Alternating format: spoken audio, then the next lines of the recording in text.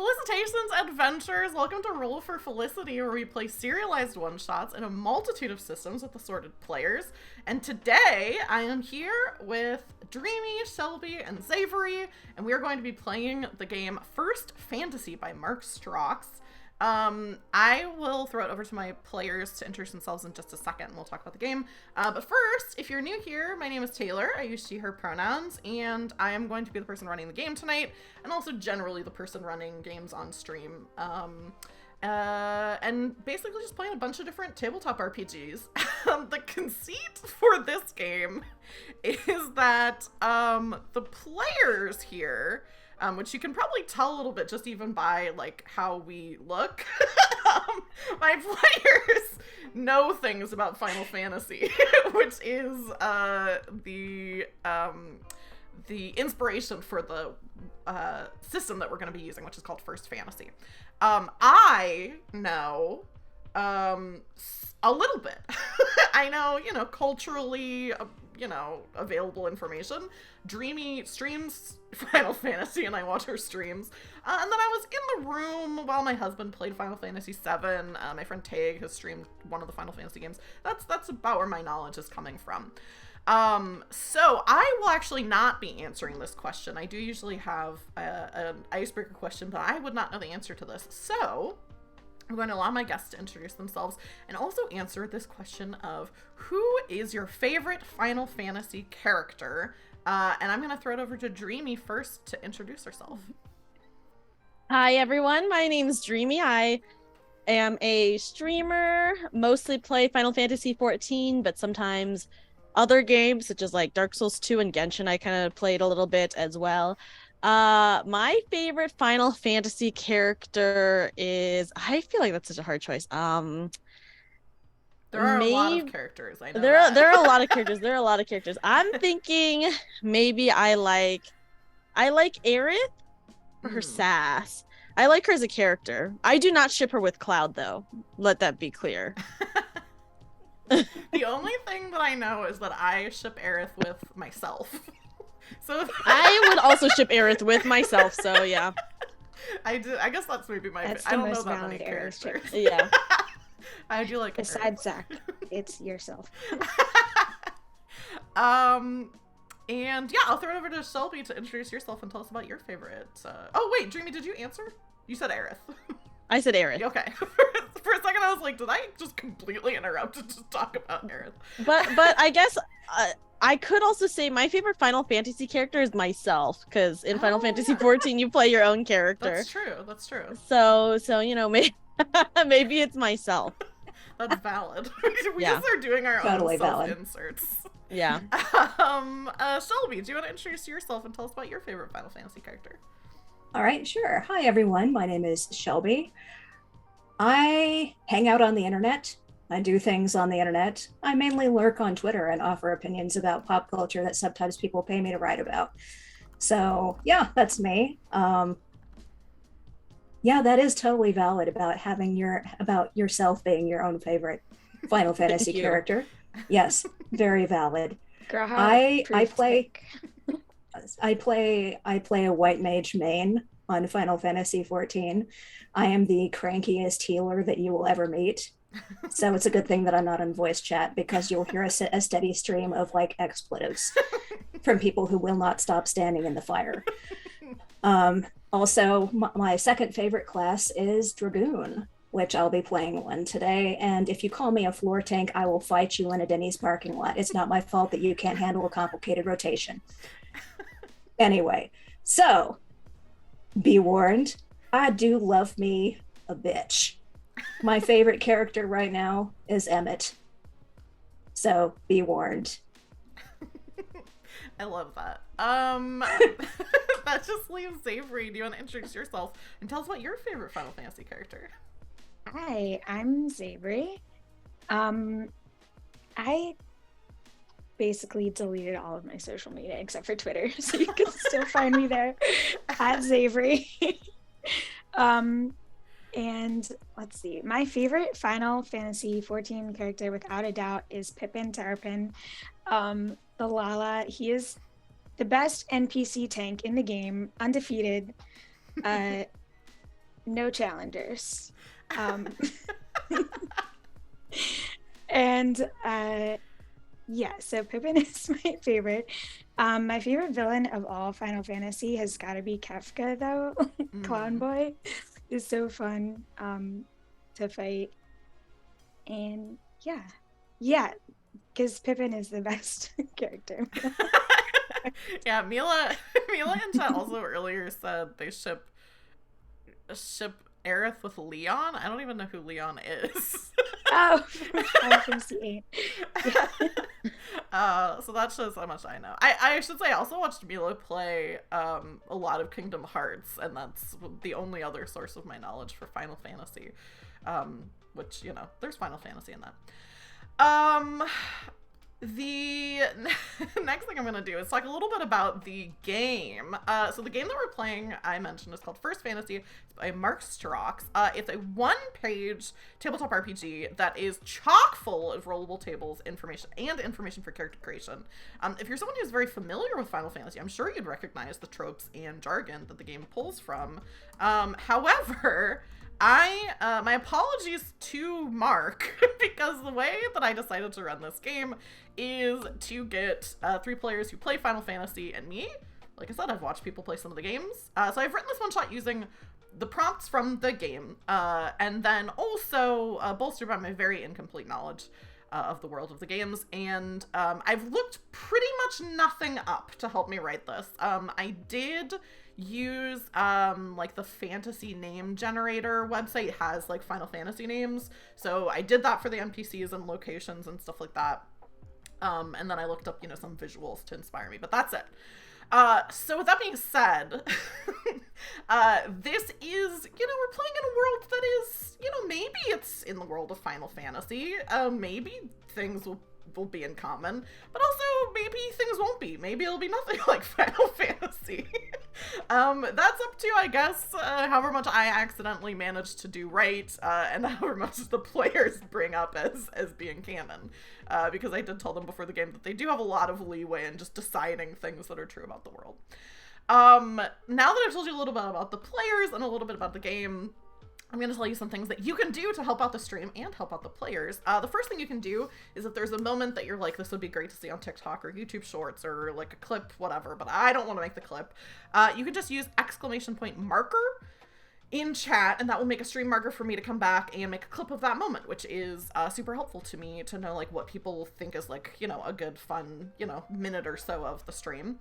And then the other thing that you can do is we do have some incentives for tipping. For 200 bits, you can give one player advantage, which basically means they get to roll twice and take the lower number because this is a roll under system. For 500 bits, you can give all players advantage. And for 1,000 bits, I do have some extra twists that I've written that will only happen if we get that $10 tip. All of those tips are split between my guests. So that's just a way that you can, I say thank you to them, with your help. I also wave. Hello, wave. Who says, Hi, Wave! Of course, Dreamy is a fucking lollipop. Wait, yeah, Wave, you saw my picture? I was gonna say, I haven't put it on the stream yet because I was gonna wait until you introduce your character. So the stream has not seen it other than if you posted it. So those are some things that you can do to help. I forgot to say, the final thing is the final thing that you can do to help the stream. Congratulations, you're already doing it. Thanks so much for watching, either while you're watching this live on Twitch or if you're watching a YouTube VOD later. I really appreciate it, and I hope that you enjoy what you're about to see, which means that I am going to introduce our setting for this evening with a little, as I often do, a paragraph or so of introduction to what the audience sees as we begin our story. The first thing we see is a city skyline. Enormous, crystalline, sparkling towers seem to disappear into the clouds. From our vantage point, both above and slightly outside the city, we can see that some of the towers are interrupted by shining metal platforms springing out from them. Some of these platforms are lavish patios with infinity pools and foliage and kind of like a, place to hang out. Others look like landing pads for the many different types of flying creatures and vehicles that are kind of flying around these tall buildings.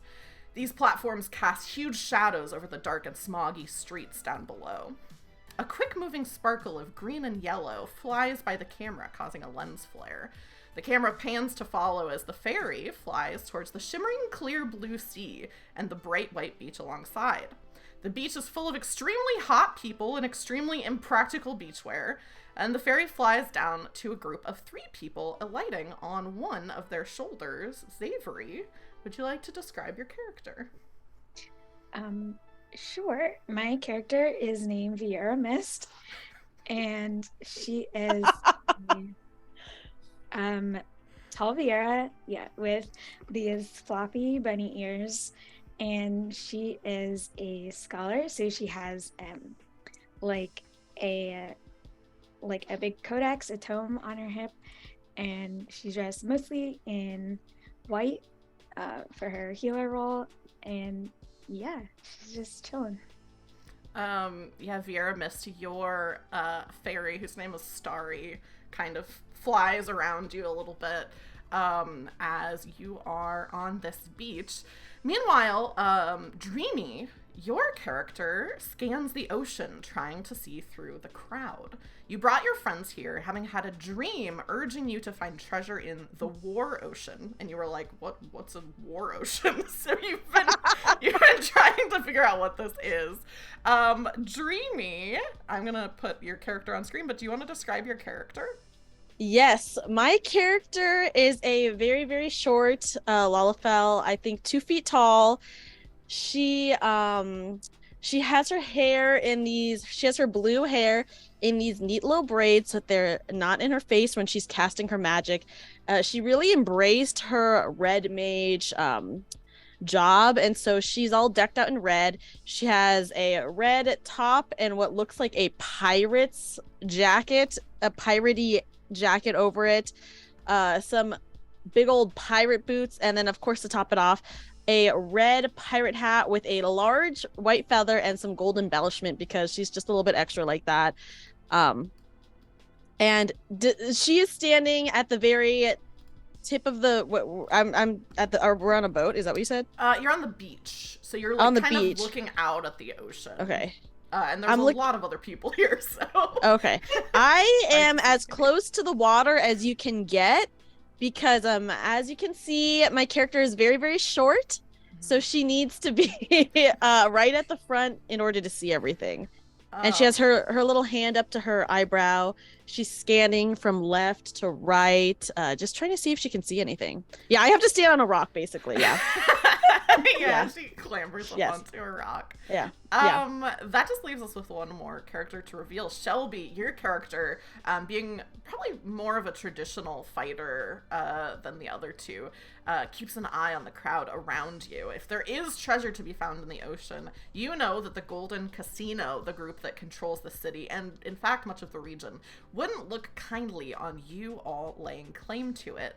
What does your character look like? My character, her name is Vice. And as I've mentioned before, she is a dragoon. She is a Mikote dragoon, so a cat girl. And as you can see on screen here, the fiery long hair. Practicality really doesn't matter so long as you look hot. That's what it's all about. It's all about the aesthetic. Red ears, small crystal earring. Her armor is shimmering dark bluish gray scales with tasteful cutouts. Tasteful. And her weapon, she carries her weapon strapped to her back. It is a crystal bladed glaive with a long ebony handle. So the 3 of you stand out a little bit, I think, amongst the crowd of people here. So where you all are, and I don't know, it's up to you if any of you are like from here or if you're like from this town or a different region, but I'll tell you a little bit about about the world and what you're looking for. The town that you're in is called Gold Shore. And like I said, there is this casino here that's called like the Golden Casino, that definitely like runs the town. It's not necessarily like, you know, it's like a mob like basically organization, and depending on how familiar you are with Gold Shore, you would know that it's definitely one of those situations where like in the city, the richer you are, kind of literally the higher up you are in the city, like you can live higher up in the towers, and there's a lot of like inequity with people who are you know, on the lower literally the lower like levels of the city, especially down at the very bottom. There's a lot of you know, like homelessness and that kind of thing in Gold Shore. The region that you're in is called the, where did I write it? Oh, the Aurelian Isle. And it's up to you whether your character is from the Aurelian Isle. I didn't really define like a ton about it. So you know, it's kind of up to you whether you're from here, whether you're from, you know, another place. If you're from another place, you can feel free to name it, because these are the names I came up with. And I think the last thing they'll say is, you have been traveling for, you know, as long as the three of you want to decide, but have been looking for this treasure that is supposedly, you know, this dream that Kobe had of telling her to seek out treasure in the War Ocean. So I guess I'll ask all of you, do you think you're from the Aurelian Isle? Do you think you've been to Gold Shore before? And also, how long do you think you've been traveling together? I'm from a very, very far away from Gold Shore. In fact, Gold Shore, I didn't come from a place that had a beach. I came from a desert calamity. Do you have, I'm really putting you on the spot. Do you have any idea of what the calamity was? Or do you think it's like, it's just been called that for so long? Oh, yeah. A while ago, before it was a desert calamity, it used to just be like a regular place, you know, mountains, trees, whatever. And then a giant meteor crashed into it, and the desert calamity, the main city, is at the very bottom of that meteor pit. Is this something that happened like relatively recently, or is this like a thing where it's like, oh, this happened like, you know, years and years and years ago before your character would remember? Maybe like 100 years ago. I would say 100 years is like probably safe. Yeah, that makes sense. Yeah, what about the other two of you? I am definitely not from here. I am from a very, very old forest. To borrow a phrase that I heard somewhere, how old is the forest? It is old as balls. So old that it is just called the forest. Because nobody can remember the name. Yeah. This is all too wide open. There's too much sun. And I forgot to pack my sunscreen. Oh, also, no. water. No. Oh no. Yeah, what about Vieira Mist? Yeah, so Vieira Mist is not from here. She's from a village of like that is built on like some floating islands. So they're like way high up in the sky near the cloud. It's like basically just the tops of mountains just floating in the sky. So that's where she's from. And it's kind of strange like being at sea level because yeah. Yeah, very different atmosphere down here. But you know, it's pretty. And but she loves traveling. Just I think part of the like thing with the Sky Village is just being able to like move so freely like between the clouds and stuff. So yeah, she likes to go anywhere and see new places. Yeah. How long do you think the three of you have been traveling together? Or well, like I joined the group recently because I look intimidating. if a little bit, over the top. It's like, oh, there's somebody who loves some drama. We don't want to mess with her. So I was brought on only recently to the group as a protector. Yeah, I think we probably met in the forest. Most VR are like from foresty areas, so probably traveling through like meeting the other VR clan and stuff. Probably met her and was like, "Hey, we literally don't have any melee on our team." But you look like you're pretty handy with that glaive. We need to balance our party. I like that. I love the idea of someone like in real life being like, our party is very unbalanced. We find another person. What do you, I guess as far as Kokobi, how many potential war oceans have come before this one that you're at? Like, how many other potential places has Kokobi looked at to be like, maybe this is where the treasure is? I would say Kokobi has traveled quite a long way, and to get to this particular ocean or this potential war ocean, she's visited countless of other seas, maybe like five or six, Yeah. She's tried a couple of lakes as well, just to be like, well, this is kind of like an ocean, right? A river too, just like, I don't know. Yeah, I mean, it's water. She comes from the desert, so she's like, water's water, right? I love that. And anything's an ocean if you're small enough. yeah, and she's small. she's a little lady, Mm-hmm. And I would say she hasn't maybe known the other two for very long, but she decided to recruit them to her party because she's just a red mage, she doesn't want to do all the work. Yeah, sure, she can heal herself, but like, what's the fun in doing everything yourself when you could be the one behind the wheel, the puppet master, puppeteering? Dreamy loves to play a puppet master, if nothing else. Fine, Cool. you're in charge of callouts.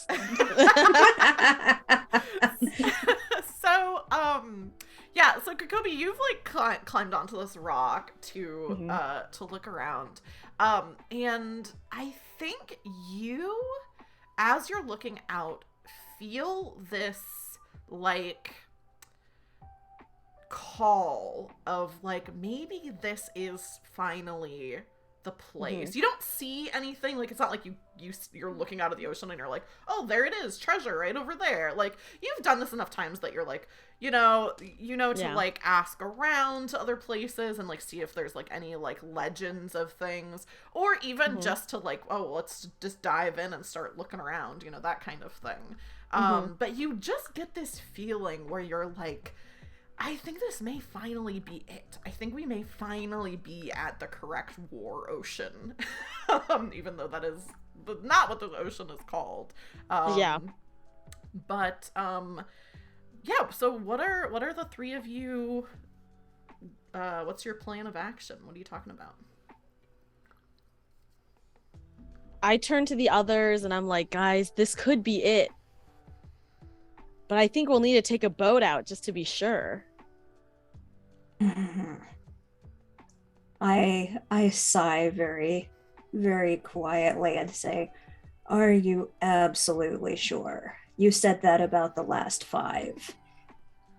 At least this one is actually an ocean, so I think our chances are higher. For sure. I mean, That's true. we could ask around, but you can't expect to get treasure from an ocean from the land. Fine. Is there anyone with a boat around here?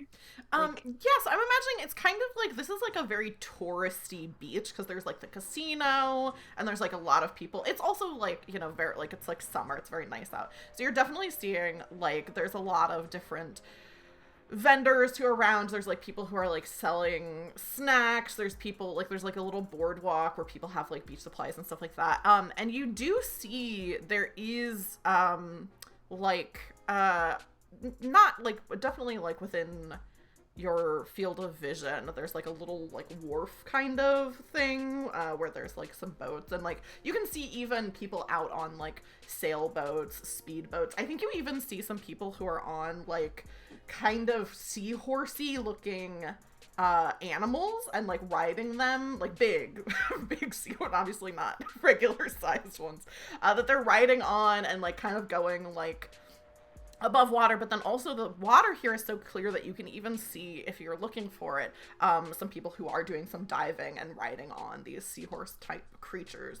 So you think that you could probably, you know, pretty easily find someone to take you out. It just depends on, you know, the method that you want to go about, whether you want to get a sailboat, whether you want to get, you know, some magitech like jet, whatever those boat things are, not jet skis. Whoa, you said the word Magitech. I'm impressed. That's in lots of stuff. Lots of stuff uses Magitech, so I was like, I know that word. But yeah, some I don't know why it's like not speedboats, but like the, you know, the things that people ride on. Yeah. So it's up to you what method you all want to use. Can I go to the pier and look for the oldest, gnarliest looking boat owner there? Yeah. Yeah, I think this will be a roll. Okay. And I think it'll be charm. So basically the way that the rolls work, for people who haven't played this game before, there's 4 stats: power, wisdom, finesse, and charm. Each player has a number associated with that stat, and to make checks, you roll a d20, and you want to roll equal to or lower than your number. Oh, okay. But your charm is pretty good, right? It is 10. Oh, yeah. Okay, so here I you've got roll. 50-50. Could be worse. Nope, I rolled a 12. Okay. So you don't. You're looking around and you're like, okay, I'm looking for like kind of an old, gnarly, like sailor kind of guy. Yeah. And as you're looking around, you're seeing that it's like this is very touristy, and like the people that you're seeing are like mostly like, it's like the vibe of when you go to a convention and like all the people at the tables are like super hot and you're like, they don't own this stuff. Like someone hired them to be here to like get people to come over. So that's kind of the vibe you're getting, that you're like, okay, there's this pier, there's like people with different, you know, different boats and stuff like that. But they all look like they're like, you know, kind of ready to fleece some tourists. Which I'll say the failure on that means that you're not going to be able to find like a cheap ride. But that being said, that is pretty much narrative, because I didn't assign any of you to have a certain amount of resources. So. Okay, I would like to just go up to one of the boat owners and maybe lean back on the docks and be like, man, what do you know about these here oceans? I love that so much. Yeah, you're talking to this person who's like, you know, like everyone in Final Fantasy, extremely hot. And he's like this like guy with kind of like the floofy, like sun bleached blonde hair. He's not wearing a shirt. He's just kind of like leaning on this boat that's like kind of a speedboat, definitely vibe. And he's like, I mean, I could tell you pretty much anything you want to know about this ocean here. I mean, like what? Are you looking for a ride? I'm gonna rent out the speedboat. Yeah. We, me and my crew might need a ride, but I mean, the ocean looks pretty calm. It doesn't seem like, you know, there's anything cool out there.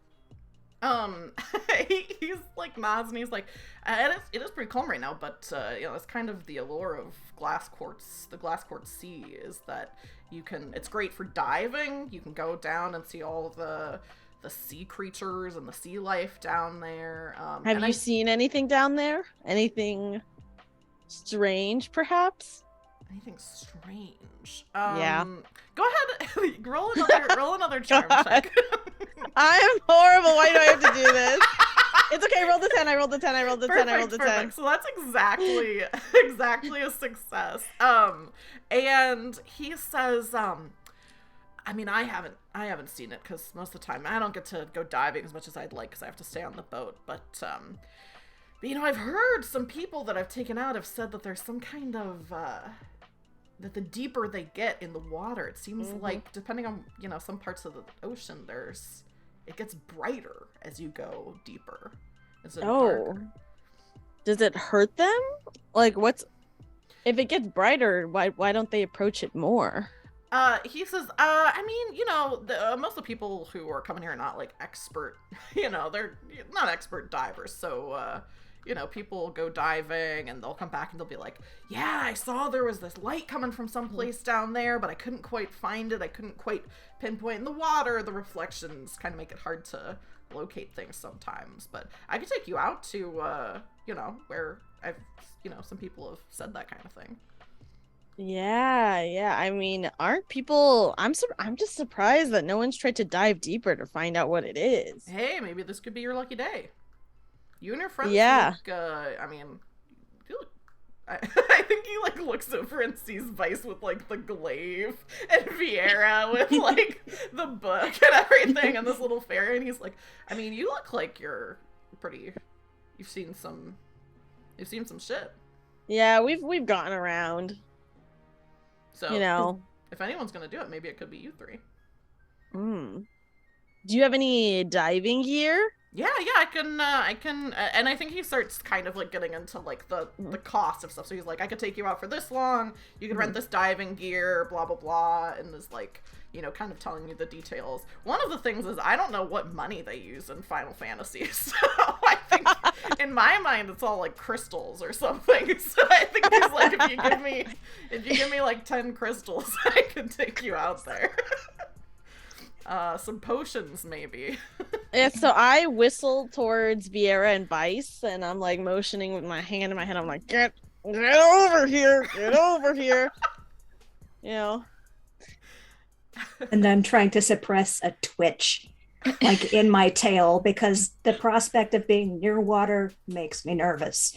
But actually going down into the water, yeah. It doesn't help there's like a kid that's like kind of watching this with like a popsicle, and you can feel the sticky hands getting close to you. This little kid like, oh, he might bump into you. Oh. What were you gonna say, Savory? Oh, nothing. Like, yeah, I think she doesn't like being underwater. But she does like doing a thing where you like pop out from the water and go like this. You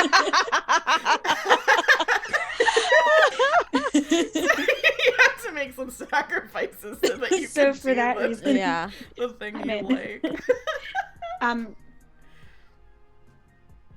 Yeah, so do we we're looking for like the light underwater. This boat doesn't go underwater though. You have to swim. Yeah. So what he's saying, the boat that he has, he could take you out. It's like a little speedboat, and he could take you out to where he's seen people like talk about this, and he has like scuba gear. It seems like what his job is to take people out further to go scuba diving.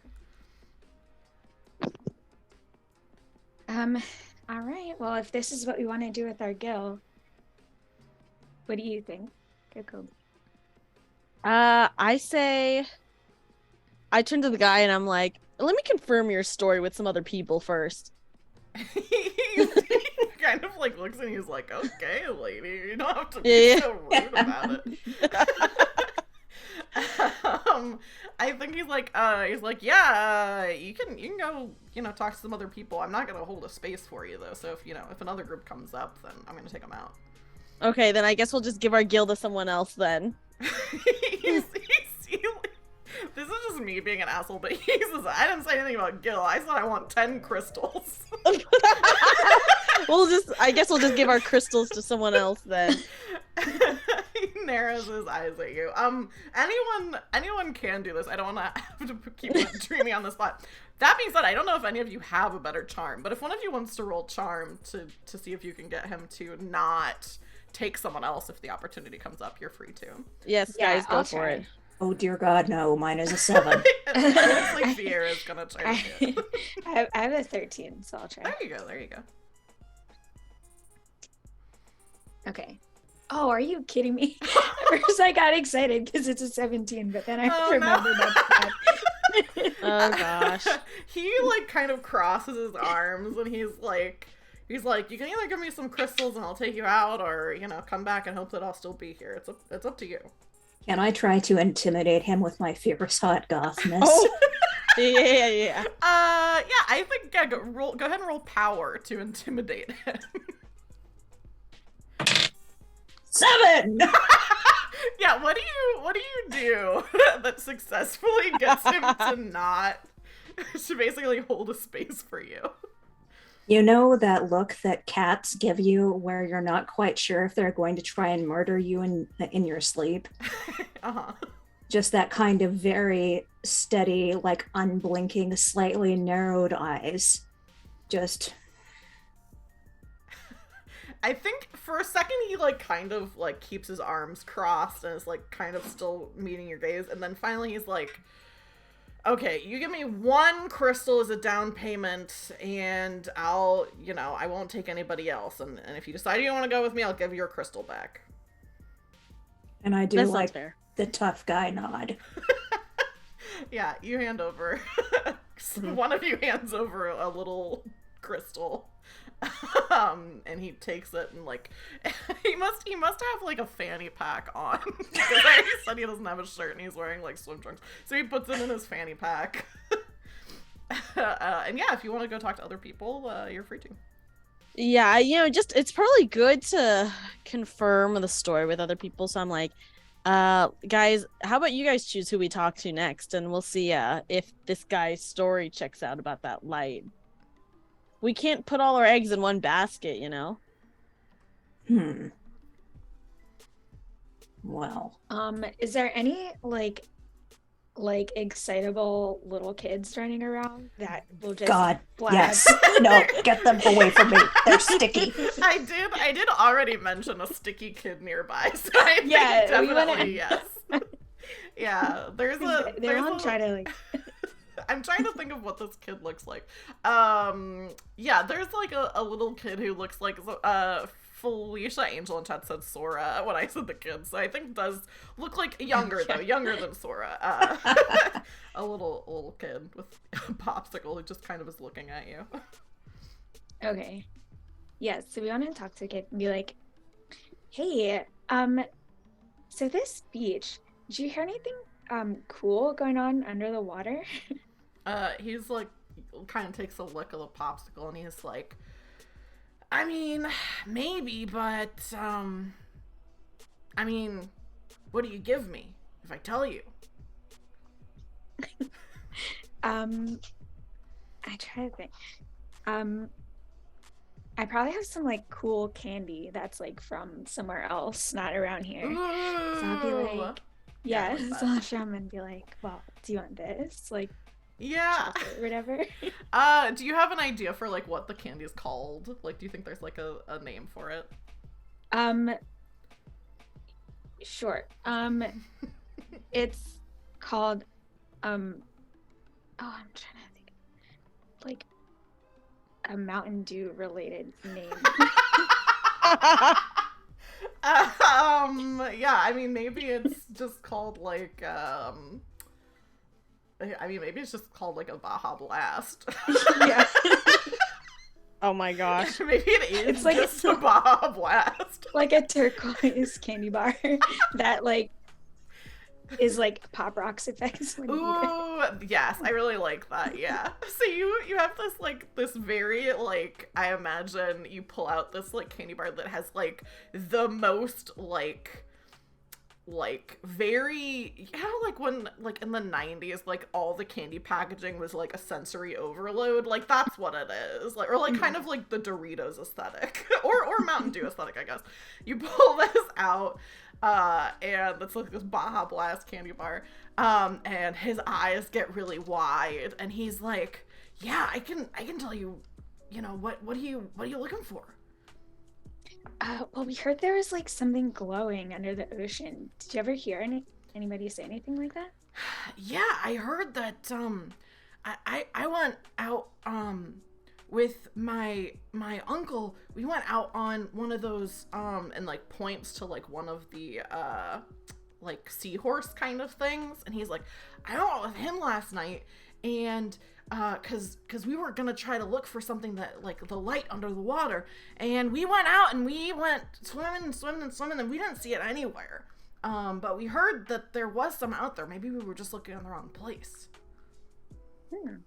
So where did you go look for it? He kind of like looks around and he's like, I think we kind of went like that direction, and like points over like towards the ocean is like so spanning out and like so glassy that it's like really he could just be like pointing at, there's no identifying marks. So he just like kind of points and is like, I think we went out that way. Okay. I think I remember seeing that cloud. Was it like this direction from the sun or the other way? He like looks around and he's like, oh yeah, well, it was sunset when we went out. And I think he like kind of like adjusts where he was pointing before and is like, if the sun was setting now, I think we went to that side of the sun. And we went around for like, I mean, we went out until we couldn't even see the beach anymore. Okay. Yeah, thank you for telling us. And I give him the thing. Yeah, he takes the candy bar and is just like, this is so cool, and like goes and like finds another sticky kid and is like, you know, like kind of like showing it, and then the two kids start like play fighting over this candy bar, and then their uncle is like this big guy that comes over and he's like, hey, cut it out. Like breaks up the fight between these two kids.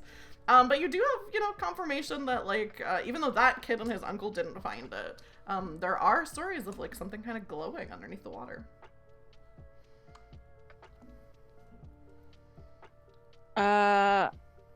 So I say, well, I don't think a child would lie to us, so I think, guys, this is our way to go. I think we gotta get out there. I am just amazed that after being in the water for so long that child is still sticky. And you're spreading the stickiness by giving them more candy. I don't know what's worse, water or children. It's fine. He'll like it.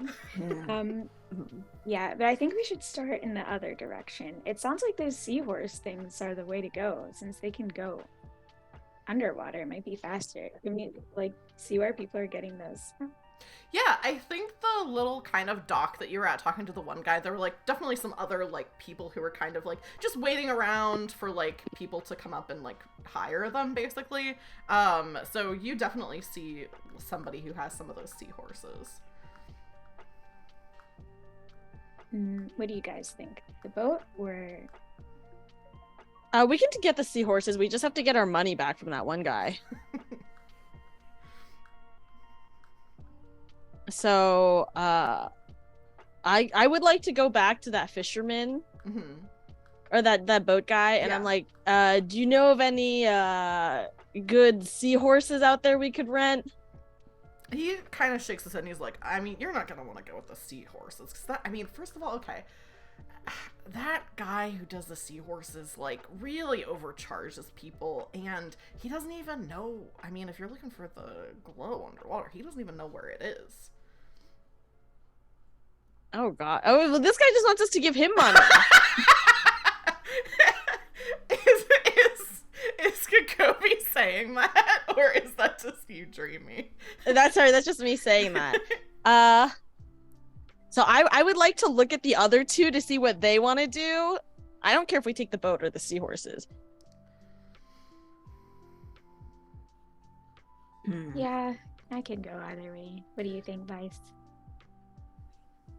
Well, either way, sooner or later I'm going to have to go in the water. So I may as well just get it over with. You may as well do the seahorses. And I want to give the guy who's trying to pull one over on us. Another one of like the murder cat looks. Yeah, are you? Can you get our money back? Yeah, I mean, you can get your money back regardless. But Vice, are you trying to like mechanically intimidate him, or are you just describing like how you're looking? I'm just describing it. Okay. You look at him like that, and he's like, I mean, you're free to do whatever you want, but I was here last night when, like, the seahorse guy had a huge fight with, like, some older guy that was, like, mad that he took his nephews out to look for the glowing stuff, and the seahorse guy didn't know where it was. But if you want your crystal back, I can give it to you. He, like, unzips the fanny pack and gives you hands you the crystal. This dude just doesn't want to deal with us anymore, is the truth. He's like, oh god, I hope they leave at this point. Yeah, do you want to go, do you want to do the seahorses, or do you want to, take the, but it really does not matter. I just like the idea of this guy being like, you should have my services. I do love an underwater mount, and the seahorses look so cute. Yeah. Yeah, I think if you want to get the seahorses, you're able to do it very quickly. I think the main difference is the seahorses, like, first of all, the seahorses themselves go underwater. Also, the person who's, like, renting them out doesn't go out with you. Like, you just, like, get to get them. And then also, I think the way the seahorses work is, like, you basically, like, he gives you this, like, kind of bubble helmet, that has, like, some glowing, like, around the bottom. And so instead of having, like, scuba gear and, like, regular scuba diving equipment, it's like, yeah, you just go out wearing whatever you want, and then you just put this helmet on so you can breathe, and you can ride the seahorses underwater. Perfect. That sounds much prettier. Cool. Yeah, we can do that. Yeah, the whole time, the other guy that you were talking to the first time is kind of, like, rolling his eyes and, like, glaring not at you, but glaring at the seahorse salesman, who looks very smug as he takes your money. But you take off into the sea. And immediately you can dive deep below the water, which is extremely clear and dappled with light. Colorful fish flit curiously around you as you dive deeper, and they quickly swim away when a sudden movement causes fear to overwhelm their curiosity. It does get darker as you dive, but in the darkness, as you're swimming, and I think actually somebody roll me, this isn't going to determine whether you find the thing, I think it's just going to determine how long it takes you to find it. One of you can roll wisdom. Okay, my wisdom is... Mine is 14. Yours is probably higher than mine. Let me just double check mine. Mine is 13, so you should do it. You should do it.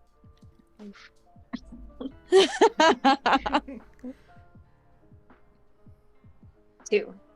Perfect. Oh yes, that's good. Yeah, that's good. So you very quickly just feel kind of like the certainty, and then also Vera, you were the one who talked to the kid, and the kid was like, we went over here and we didn't find it. So you're like, it's an ocean, so that doesn't narrow it down too much, but you're like, I'll avoid that area where that kid pointed. I'll go in the cardinal direction. Yeah. I'll go in this other direction. And at first it does get darker as you're diving, and you're like, okay, maybe this isn't the right area. But then in the darkness, you notice that one sunbeam seems persistent. Is it getting brighter the further you dive? You swim past rocks covered in pulsating barnacles and gently waving anemones. The light is brighter, shining through what looks like a forest of seaweed as you get closer. And you push through the seaweed and find yourself in an underwater cavern and see something here you thought was only told about in children's stories. Gently laid upon the ocean floor, hull partially buried in sand, is a ship. You might mistake it for a sailing ship, but what you might at first think are sails, on first glance you realize are the deflated balloon of an airship. The light comes from a glowing blue crystal embedded in the ship near the helm. And that's what you see as you part through the seaweed. Can I head towards it? Mm-hmm. Yeah. And try to like move it in any way? Is it budgeable? It's like a big ship. So you you can try to, but it is like an airship. Mm-hmm. So it would be like, if you just like pushed on a ship underwater. I would like to go to the crystal specifically. Oh, the crystal. I see what you're saying. Yeah. Yes. I thought you meant the ship. What are the other two of you also like getting closer to it with your mounts? Yeah, I want to ride over to it. Yeah. I will hang at the back and keep an eye out for sea creatures. Yeah. So Kokobi and Vieira guide your mounts closer to it. As soon as you get close to the crystal, you are pushed back by a powerful blue burst of energy, and images flash through your mind. You see Goldshore, the city that you're in, but from hundreds of years ago, it looks like. The tower is made of stone, much shorter. The famous Golden Casino not yet built. You are in this airship in your mind, overwhelmed by the sound of cannon fire. Other similar ships fill the sky, but they explode into flame around you, and as you jerk the helm, barely avoiding the fire and debris, there are flashes of gold and silver in the sky around you that fill your heart with a instinctual, primordial terror, even though you can't quite see what they are. Fire fills your vision, and you know that this must be the fire that destroyed Goldshore so many years ago, hundreds of years ago, decimating the population, destroying so much of the history and technology of the Rillian Isles. The clear blue water of the glass quartz sea rushes towards you. Everything goes black, and you're back in the cavern. Kokobi, I think Vice also sees these flashes, although you're far enough back you don't get pushed back from this blue surge of energy. But Kokobi, you specifically, all of you hear this. Kokobi, you recognize it. You hear the voice that came to you in your dream telling you to seek out the War Ocean, and the voice says, "You're finally here." You open your eyes, and all of you can see the glowing figure, a projection from the crystal, or maybe a ghost, of a woman dressed in leather armor leaning against one of the cannons on the airship. She's tall and brawny, her muscular arms visible under her leather pauldrons, and she's wearing a captain's hat. And she says, "This is my airship, the Jagged Endeavor. I called you here because I knew you could restore her." You said she's made of light or what? It looks like she's like made of light. It's kind of the vibe of in Star Wars when Princess Leia is like the "Help me, Obi-Wan Kenobi." Okay. That's kind of the vibe. So either you're not sure whether she is like being projected from the crystal or if she's like a ghost that looks like this. It's kind of unclear. Can I go up to her? Yeah. And try to like put my arm through her? Yeah, you put your arm and it does go through, and she's like, whoa, hey, what's rude to do that before you even say hello. I didn't know if you were here or not. Well, I am. She like puts her hand out and her arm goes through you. Oh gosh. It feels like very cold. And she's like, how do you like that? Who are you? She says, my name's Eglaine Minort. I was the captain of the ship when I was alive. How did you die? She says, I mean, I think maybe you saw, but, it was during the battle of, that took place over this ocean. Would you say it was a war? She nods, and she says, yeah, it's the war, the war ocean, the ocean that the war. I nod very sagely, and inside I'm very excited. And like, I look over at Vieira like that. I think, has Kokobi ever told us like why she's looking for the War Ocean, or she's just like want to go on a quest and we're like sure?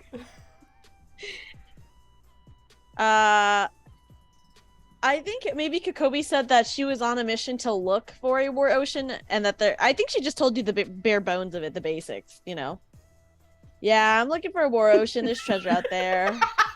Like that. As most quest givers do. Yeah. But yeah, she kind of like looks at you and she's like, I mean, it's the only ocean that I know of that a war took place over. And what do you mean by restore? Like, what do you want us to do about this ship?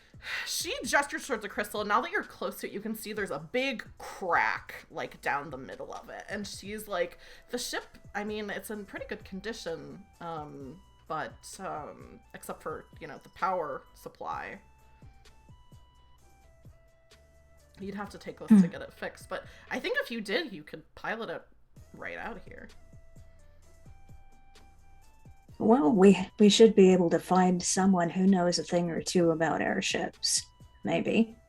She nods and she says, and here's something I'll tell you, all of you that you would maybe know or not know. Okay. Airships are very much like a thing that it's like, people would talk about like, oh, like, you know, hundreds of years ago, there used to be airships. And then like people be like, okay, grandpa, like it's kind of a thing that it like is like from stories, but they're, even though there are other flying vehicles, like airships specifically like this are not something that like you would be familiar with. Even I think Vieira, even though you're like in, like you are from this like sky place, like they don't use airships like this. They definitely would use other, you know, airborne vehicles and chocobos to fly around. But not specifically airships. Anybody who wants to see if they know more about airships or like the situation specifically, I think can give me a wisdom roll to see if you know stuff about it. And I'll say any of you can if you want.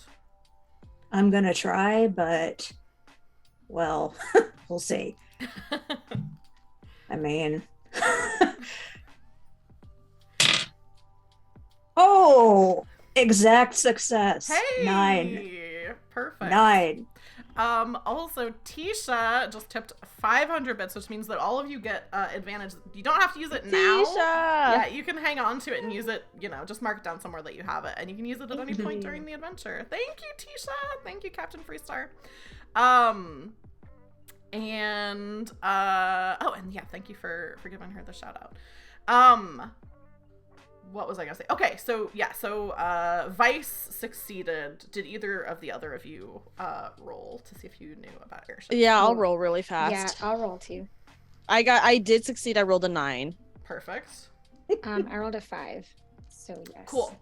So all of you are kind of like know some things about this. So there are, and I think since all of you succeeded, all of you potentially know that there is a theory that some people have that airship is like, to have an airship like this is like a lost technology. Like they used to exist, and then there was this big fire, specifically in Gold Shore. Is that what I named this place? Gold Shore, yeah. That like destroyed a lot of the technology. So it's like one of those things of like, people used to know how to make them, and then it's been hundreds of years and like the technology has been lost. So Vice, I think when you're saying like there's got to be somebody that knows how to repair these, like maybe a part of you is like, it might be kind of hard to find. I mean, if you have the crystal, which should help. And here's the other thing I'll say. I think as you're saying, you know, kind of figuring out what to do, Eglaine is like, has kind of casually been leaning on one of the cannons, and she's like, oh, well, yeah, I also, I mean, I could send my friend along to help you find somebody.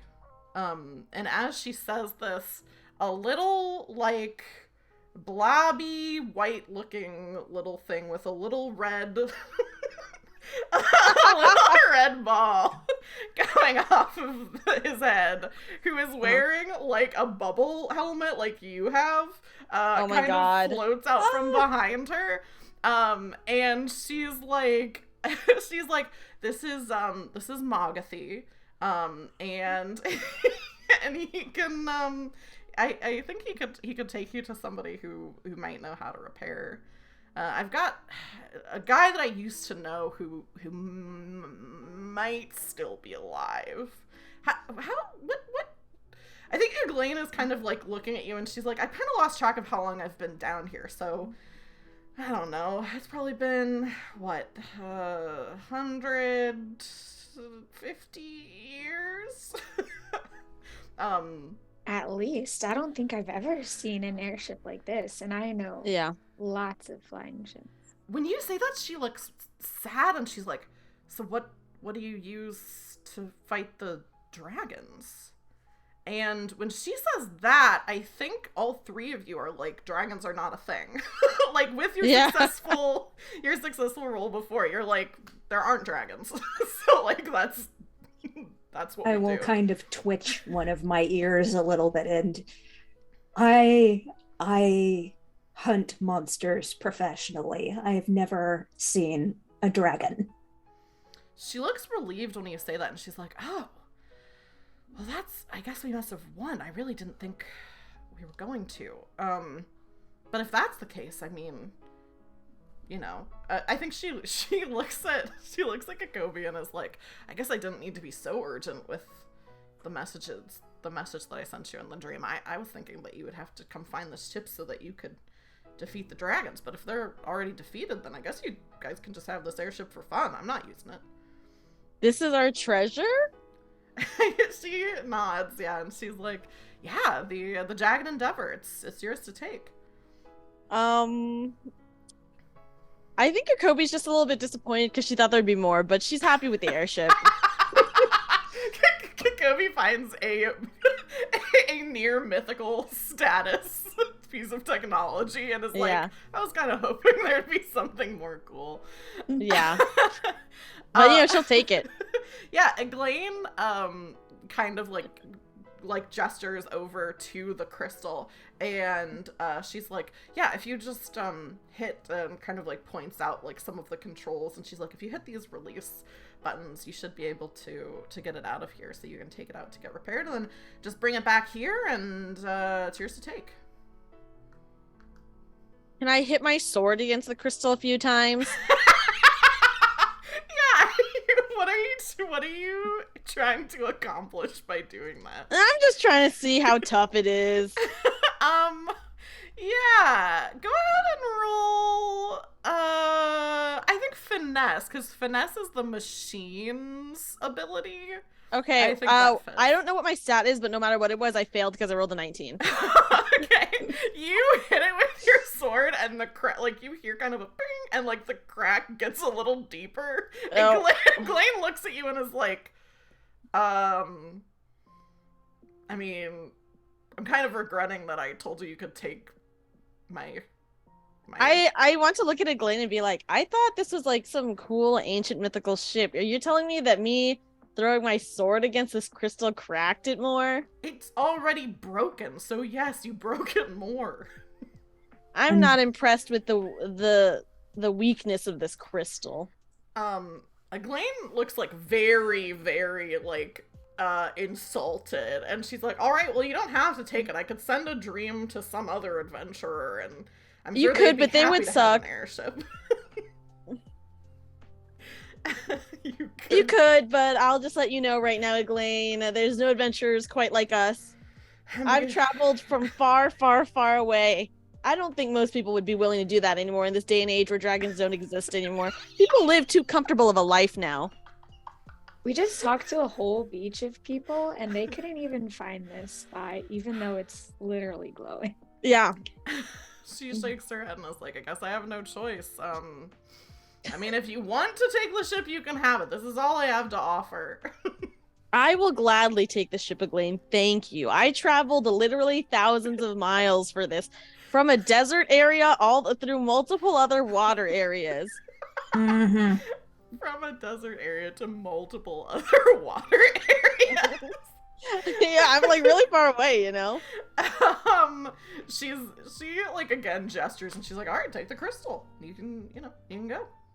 Okay, Mogathy, take us to your friend. You take the crystal. Are you taking the crystal with you? I'm assuming you are. Yeah. You like hit the buttons to release the crystal from its like kind of mount in the ship, and as soon as you do, Eglaine disappears. But Mogathy's still there. He looks like he's just like a real guy. And A a real little guy. He's just a real little guy. You feel like you couldn't put your hand through him. The crystal is probably almost as big as Kokobi. So like, because it's like like it's probably like this big. Yeah. But you can get it out of here, and go back up to the surface. Magathi is like pretty eagerly swimming. He's like trying to swim ahead of you, but he is just like a little guy, and so he's like kind of swimming slowly, and his feet are just like paddling. But he does lead you back to the surface, which you could find the surface of the ocean on your own. I think he starts to like paddle back over to the shore.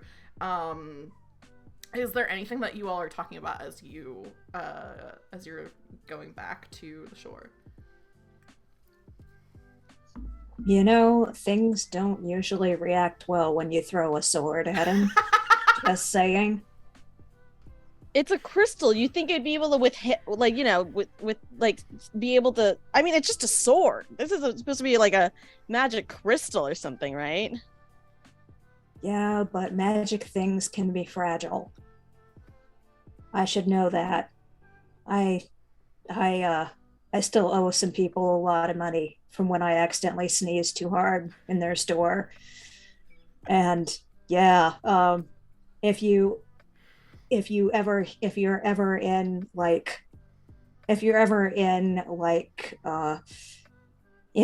Pinehurst, there was a lot of pollen. I have allergies, and I sneezed. Just act like you don't know me, okay? They're going to be talking about this dragoon who owes them money. I'm just saying. I don't understand. Why were you even in a magic store? You don't know how to do magic.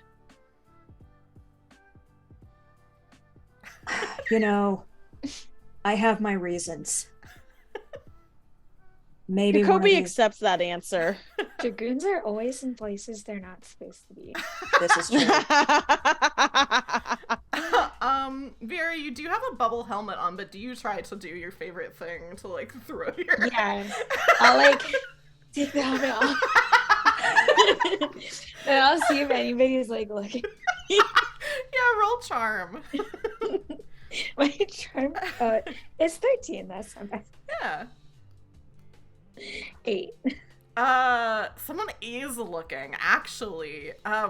You are kind of like close to I imagine you're like closer to the shore when you do that. You like go back under and then you like come up like this to make a spectacle. Like put the helmet under my arm. Yeah. On this like I'm on Baywatch. Yes. And you're on this giant seahorse. Someone is watching. You see this very handsome man who has kind of like a golden tan, long, very straight platinum blonde hair. Unlike other people on the shore who are mostly wearing swimwear, he's wearing what looks like a very expensive suit. And there's also some like other people around him who are like kind of dressed in suits. And you kind of like do this thing and you can see he's kind of like looking at you. At first with no expression and then a very slight smile as you're coming closer to the beach. Suspicious. The way he's dressed. He is dressed very suspiciously for We don't trust businessmen. Maybe he doesn't like the sun either. So are we like coming, like where we're landing on the beach is nearby? Mm-hmm, yeah. Does he, I'll just like, because we still want to follow Magathi. Yeah. I'll just like wink and see if he tries to talk to him. You wink. Who among the three of you is holding the crystal? I am. So to him it looks like there's two people riding seahorses and then a crystal just sitting on the third seahorse. As you go, and then the crystal begins to kind of like be on the shore, but like you cannot see Kokobi at all. It's pretty much as big as her. But he does walk over to you, and you wink at him, and he comes over, and he says, "That's a very nice gem. It looks like you've found there. I'd love to Keep your eyes to yourself." He starts a little bit, and he's like, "Oh, I didn't realize. I'm sorry. I thought that you were," and I think he kind of peers over and can see Kokobi behind it. Yeah. And says, "If you're looking for a buyer, I'd be happy to take that off your hands." You can take your own self off of our hands. The other like dudes around him who are in like business suits kind of like move in almost like into like not formation exactly, but they kind of are shifting around him, and like especially I think are looking at Vice, kind of not nervously, but like in an appraising way, like is something about to happen. But this man, first there's like kind of a stillness in the air, and even some of the other people at the beach are kind of looking like, is there about to be a fight? And then he says, I mean, of course it's your crystal, to do with as you will. It just looks like, I mean, to me it just looks like a piece of history that shouldn't fall into the wrong hands, so I'd be careful if I were you. And you're the wrong hands, aren't you, bud? Puts his hands up and kind of dusts them off, and says, "My apologies." Looks at Vieira, like nods and like gives a little smile again, and gestures for the men that he's with to follow him, and they walk like back. So the beach is like kind of like it's kind of like one of those resorts where it's like the city and like all of these hotels and stuff like that are like right at the edge of where like the beach ends. He walks back in that direction, like back towards the city. Magathi's just looking up at This is why we never make any friends, you guys. And I'll kind of glance up at the blade of my glaive. I'll show him a piece of history. And I turn to Vieira and I'm like, Vieira, it might not be a bad idea if you were to go after him and see what he wanted. Use some of that Vieira charm, if you know what I mean. Yeah, he's going towards like a resort or whatever. Yeah. It looks like he's going towards like there's like some vehicles and stuff like that are parked, so it looks like he's walking in like the direction of that, which is also in the same direction as like kind of the resorts and stuff like that. Yeah, maybe I'll just try to like catch up for him for a second and be like, I'm sorry about them. They're not good with new people. He kind of like looks and is like, and I suppose you are good with new people, is that what you're implying? Well, I like to explore. I like to try new things. Are you some kind of goldsmith or jeweler? Seems to know a lot about gems. Am I to understand that you don't recognize me, already know who I am? I'm not really from around here. I'm kind of new in town. Makes sense. Well, allow me to introduce myself. My name is... I'll scroll to where his name is. My name's Estmond Wright, and he puts his hand out to shake yours. Oh, nice to meet you. I'm, as far as, my job here, I'm the owner of Golden Casino, so that's why I was surprised that you didn't recognize me. Ah, I see. Yeah, that's interesting. So, you must know a lot about the city and what goes on here. I mean, I like to keep appraised of the various factions and people and goings-on, and some of my people had said there were a group of people who'd maybe found something in the ocean, and I thought I'd like to get first dibs on buying off of them, whatever it is, but I understand you're not interested. Well, your casino is not really a museum. I don't know what you would want with a broken crystal. I have a private collection of things I find interesting. I suppose it's not a museum, but it's not too different.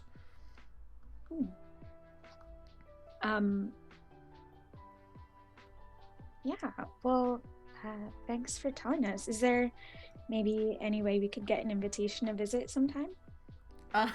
Give me a charm roll. Oh, oh God. 3. Oh, yeah, 3. Yeah, that's good. So he smiles at you, and very quickly like hands you like slides you like a business card.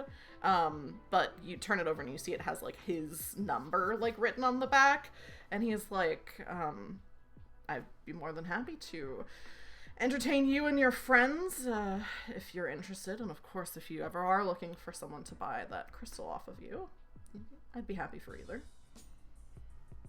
Yeah, we'll keep that in mind. It was nice to meet you. I better catch up with my friends.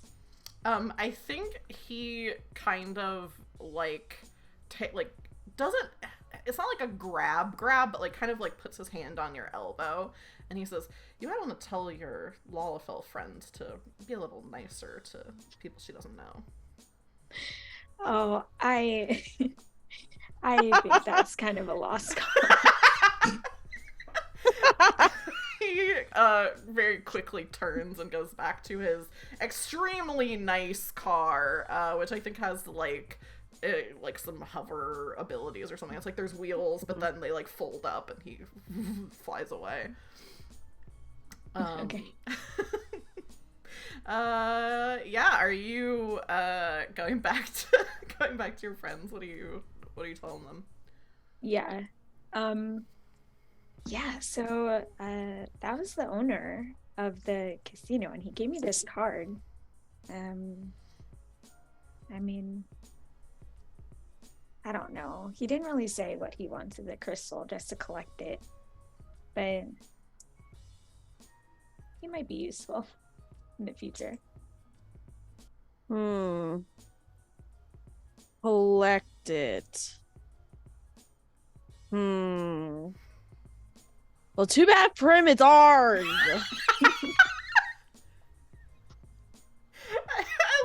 I just keep remembering that you're behind this, like you're just kind of eclipsed by this crystal.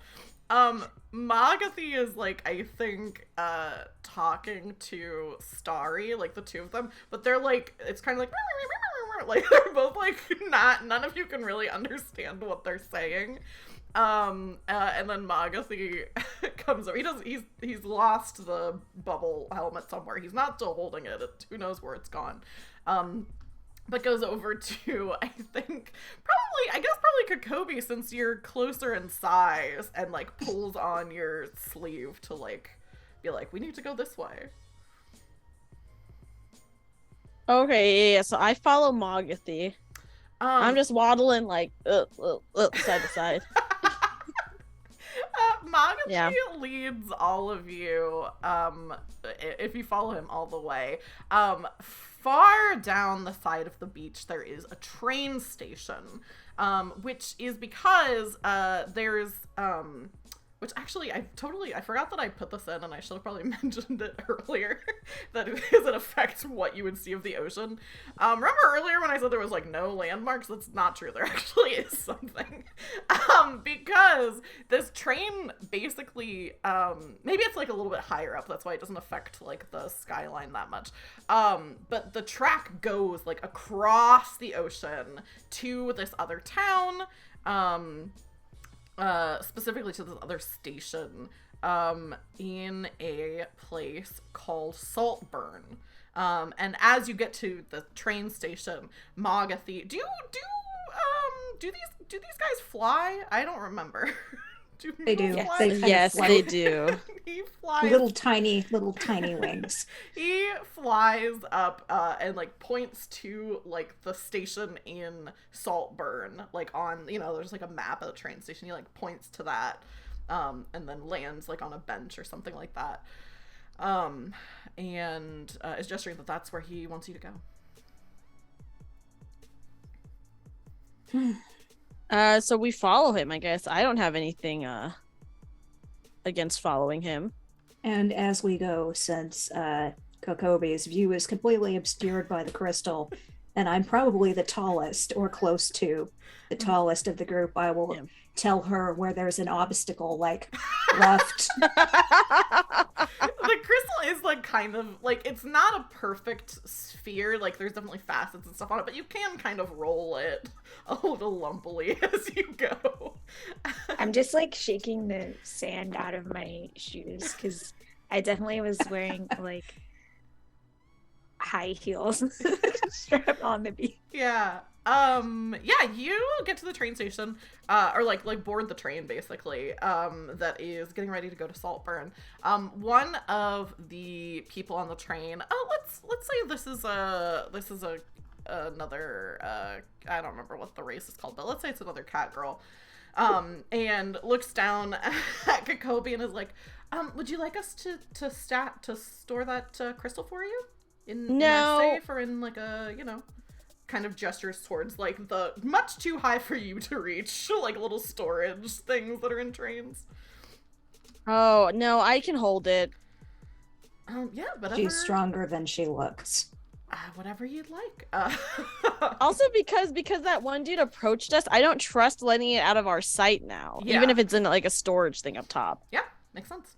So yeah, you board the train, I didn't travel thousands of miles for this, Yeah. And it begins like after at least, a little bit of a wait, and there's multiple train cars. It's like one of the ones where it's like they're connected to each other. You board in like this one car. And people are getting on. There's again a lot of tourists. The thing, actually, I think I'll have one of you, don't I have you roll for this or not? I think I'll just tell you. So Saltburn, and it makes sense why you would go there, because Saltburn is a city that does a lot of like creation and research into and construction of magitech. So there's like a lot of factories there. There's a lot of like people that are like research, like labs and stuff like that for like creating new things, developing things, and presumably repairing magitech.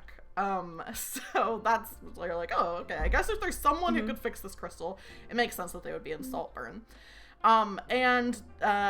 So the people who are on the train, it's like a mix of a lot of different people, a lot of tourists, but then also like there's a good amount of like people who are dressed kind of more like not in beachwear, that are like coming from Gold Coast and traveling to Saltburn for like various reasons, like business and stuff like that. It's kind of the middle of the day, so it's like even some people I think who like work in Saltburn but then like went to Gold Coast for like their lunch break and are like heading back, like that kind of vibe. And yeah, you all take your seats. Is there anything that you're wanting to do before the train leaves the station? You don't have to, but, but Can I kind of just scout the area to see if anyone is suspicious is near us? Yeah, for sure. I would say, I think, I think I'll let you choose either wisdom or finesse for this roll. Okay. It would be one of those two to kind of determine if. Okay, well, I rolled a 1, so I'm okay with whatever.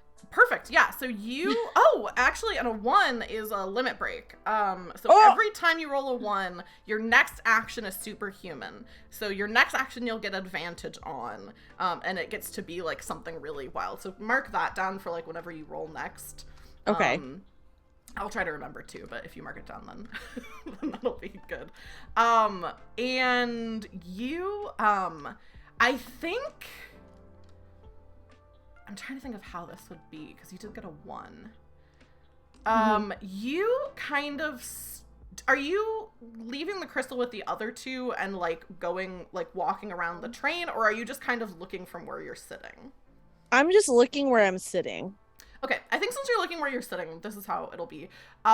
You kind of are looking around, and as the train begins to, like, leave, you see some people kind of, like, running next to the train, and one of the people who kind of, it seems like, appears effortlessly, steps onto the train, like, you know, like in movies where it's like, oh yeah, I like just catch it in time, is Estmond, and a couple of the people that he was with are boarding the train, but the train is like leaving the station.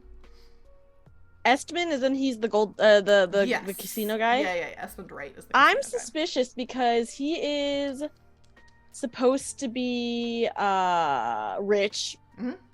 So why is he taking a train? Yeah. Yeah, and he was going to his car, and now he's on the train. Yeah, so I nudge both Vieira and Vice, and I'm like, look who's here. And I point my head towards what's his face. Yeah, I think Impressive mobility for a suit. yeah, he boards not in your car. It's like you kind of see him like running past your car and like getting into one of the cars behind you. But I think when Kokobi gestures, the other two of you do see, you know, see him getting on. I If he didn't give me such weird vibes, I'd ask for the name of his tailor. Can we, if he's in a different car, is there any way we can like lock the door between the cars or make it so like he can't get in our car easily? Yeah, you could definitely try to do that. It's something that like other people, because there are like employees of the train and stuff kind of going around, and that is something that people would be like, you can't do that. Like, don't do that. You can't just I lock. can lurk in the doorway and be intimidating. That's true. You can do that. I think if you want to try to lock the door, it would be a finesse roll for whoever's trying to do it. Oh shoot. Oh gosh. What is my finesse? Mine is 10. I don't think mine is that I don't high think either. any of you have great finesse. Mine's 12. Oh, okay, yours is pretty good. Mine is 8, so it would have to be you, Vice. You know, safety. I don't think we should lock it, but I could stand there and look scary.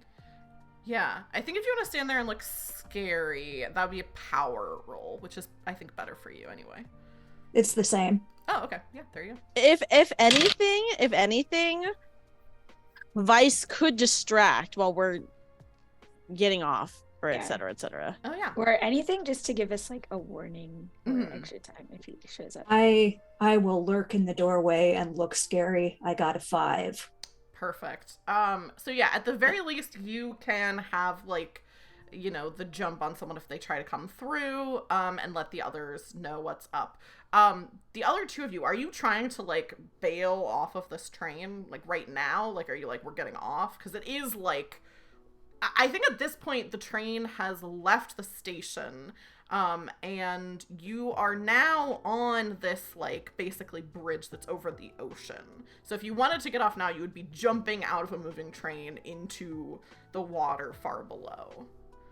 Oh no, I was just thinking that we would get off at our actual destination. Okay, Just that Vice would potentially distract so that Yes, we you wouldn't could- be So you seen. wouldn't be seen. Mhm. I can do that.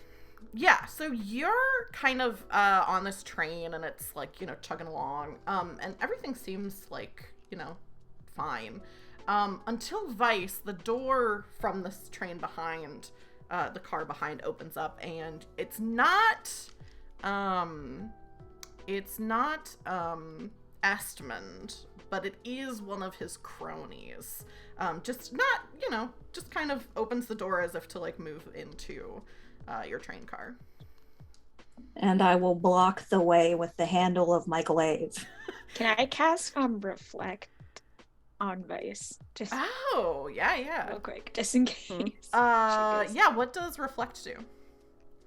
Next spell cast on this target ricochets off. So one spell can't hit them. Cool. And yeah, do you want to do that as your automatic skill, or do you want to roll to see if that works? It's up to you. You get one automatic skill success per, like, you know, long rest or like full rest. I'll roll for it because I might save my automatic for a cure if I need it. Cool. So that you for reflect, that's wisdom. Okay, So you'll my roll wisdom wisdom, is and at it's the same as any other 14. skill. You want to get lower than your ability. Oh, I got an 18. Okay. Oh wait, I have an advantage. Oh, you right? do have an advantage, yeah. Okay, let me try one more time. I believe. 3. Okay. What does your magic look like? Like, what does it look like as you cast the spell to protect your friend? It's like very kind of like a bubbly and effervescent. Yeah. And Starry helps me cast it, so she kind of like floats nearby Vice, and she's got like sparkly bubbles. Yeah, I like that. So I'm going to be a sparkly goth now. Yes. You a love bubbly, it. a bubbly Mhm. goth. Mhm. That is handy, because you, Vice, like, put your glaive out, and this guy is like, hey, we don't need to cause any trouble here. You certainly seem to be looking for it. The door, like, you see kind of behind him another guy, one of the cronies walk up, and I think he, I think at that point, that's when Vieira casts the spell and, like, you know, protects Vice. And this other guy, and it's like you know, in any of these kind of games where it's like all of the security guys kind of look like the same, like it looks like just copies of the same guy, or just these kind of like beefy dudes, in suits, like comes up, and he calls out, he's like, hey, we don't want any trouble, and loud enough that like people in your train car kind of start to go like, oh, that is something that people say when there is about to be trouble. So people are kind of like hunkering down in their seats, like, you know, like if they have like, you know, if they have like their bags, they're like holding their bags in front of them. Vice, are you doing anything to stop this guy from like pushing past you? Let's see. I will rotate the glaive slightly so that the curve of the blade is just shy of his throat. You sure about that, bud? He very quietly says, oh, actually, how would this be? You put the glaive up to his throat. The door behind the two of you is open, and you hear in that moment the crack of a gunshot that bounces harmlessly off of you, Vice, because of Vieira's spell. And in that moment, it's kind of like a rack focus thing where like behind these two guys, you see Estmond holding a gun pointed at you. Do me and Vieira see that? Yes. Yeah, and you definitely would hear it as well. Like, I would like to scream, he has a gun, to cause panic. Oh, definitely. Like, you don't even need to roll for that. Yeah, I'm doing it on purpose to cause panic. Yeah, people definitely are like, people are already kind of like, what's going on? Estmond kind of starts like very purposefully walking to the train. And I want to also shout out, oh my god, is that Estmond, the owner of the Gold Casino? He's running away and he had a gun. He's not running away. He's coming towards you. Okay, well then I don't see the running away part, but I'm like, oh my god, is that Estmond? When you say that, the owner of the Gold Casino? When you say that, people immediately are like, the Gold Casino, and Kokobi, as you say, you're like, oh, the Golden Casino are like gangsters. Like, people are not gonna be like, oh no, this upright businessman. It's gonna be like if someone was like, Al Capone is here and he has a gun. Like, people are like even more scared and don't seem surprised that this guy would be the one with the gun. So he and his cronies are basically pushing up against Vice. So he's taking a shot at you, and you were protected from it. There's not a like mechanic for like initiative or anything like that. So what are all of you doing to deal with the situation, basically? Can I attack them? Yeah. Okay, Can I, while she's doing that, can I find somewhere to like kind of hide the crystal from that? Yes. Yeah, absolutely. Okay. I'm assuming Vice is also probably going to want to attack. Well, I'm going to threaten them to make sure that the eyes are on me. Oh, cool. Okay, cool. That makes sense. And so you're basically trying to make it so that they don't notice that Kokobi is going to attack. Is that the... Yes, and that Viera is trying to hide the crystal. Cool. I want to make sure that they are focusing on me. Cool. I think that threaten is a power skill. Yes. Yeah. That's what I was like just looking at. 7. Cool. Yeah. So you let me remind myself of what threaten. Provoke enemy to focus on you. Yeah, that's pretty self-explanatory. So you succeed on that. So I'll say that means Kokobi, you can have advantage on the attack that you're going to do, and Viera Mist, you have advantage on your roll to hide the crystal. To hide the crystal will be a finesse roll. So you'll get to roll 2 d20s and take the lower of the 2. Viera, what are you, or not Viera, sorry, Kokobi, what are you doing to attack? I would like to, okay, so as a red mage, I have mana hand, which I can imbue my weapon, I guess, with a particular element, but I can also choose either a white mage spell or a black mage spell, and I will go with the black mage spell, which is just another element spell, so I don't understand mana hand super well, but with element, I can magically attack or fill the target with an element spell. I would like to attack the main guy. What is his name? Can you spell it? Oh, yeah. Let me put it in the chat. Let me see. I'll just copy it. I can barely remember the names of these people. Estmund Wright. Okay, yes. I would like to imbue Estmund. I would like to poison him. That is one of the elements that I'm choosing. Do you want this to be your automatic success, or do you want to roll for this? Because you do get one skill that you can use that automatically succeeds. No, I'll roll. I think that would be wisdom then for element. Okay. Yeah, it's wisdom. I rolled a 6. Cool, that succeeds. What does it look like as you imbue Esmond with this poison? I unsheath my weapon, and as soon as I unsheath my weapon, my mana gathers within the weapon, and you can start to see like a green and purple bubbling from the weapon.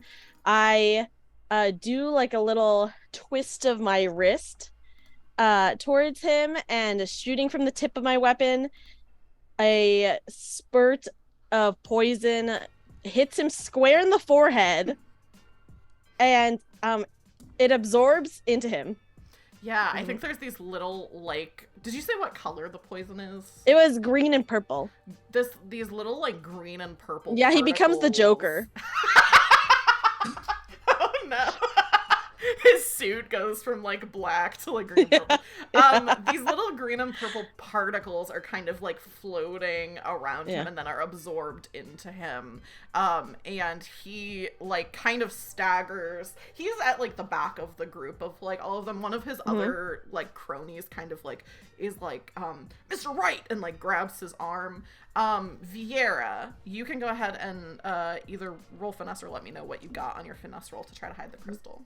Yes, I got a 6. Cool. Where do you stash this crystal to hide it?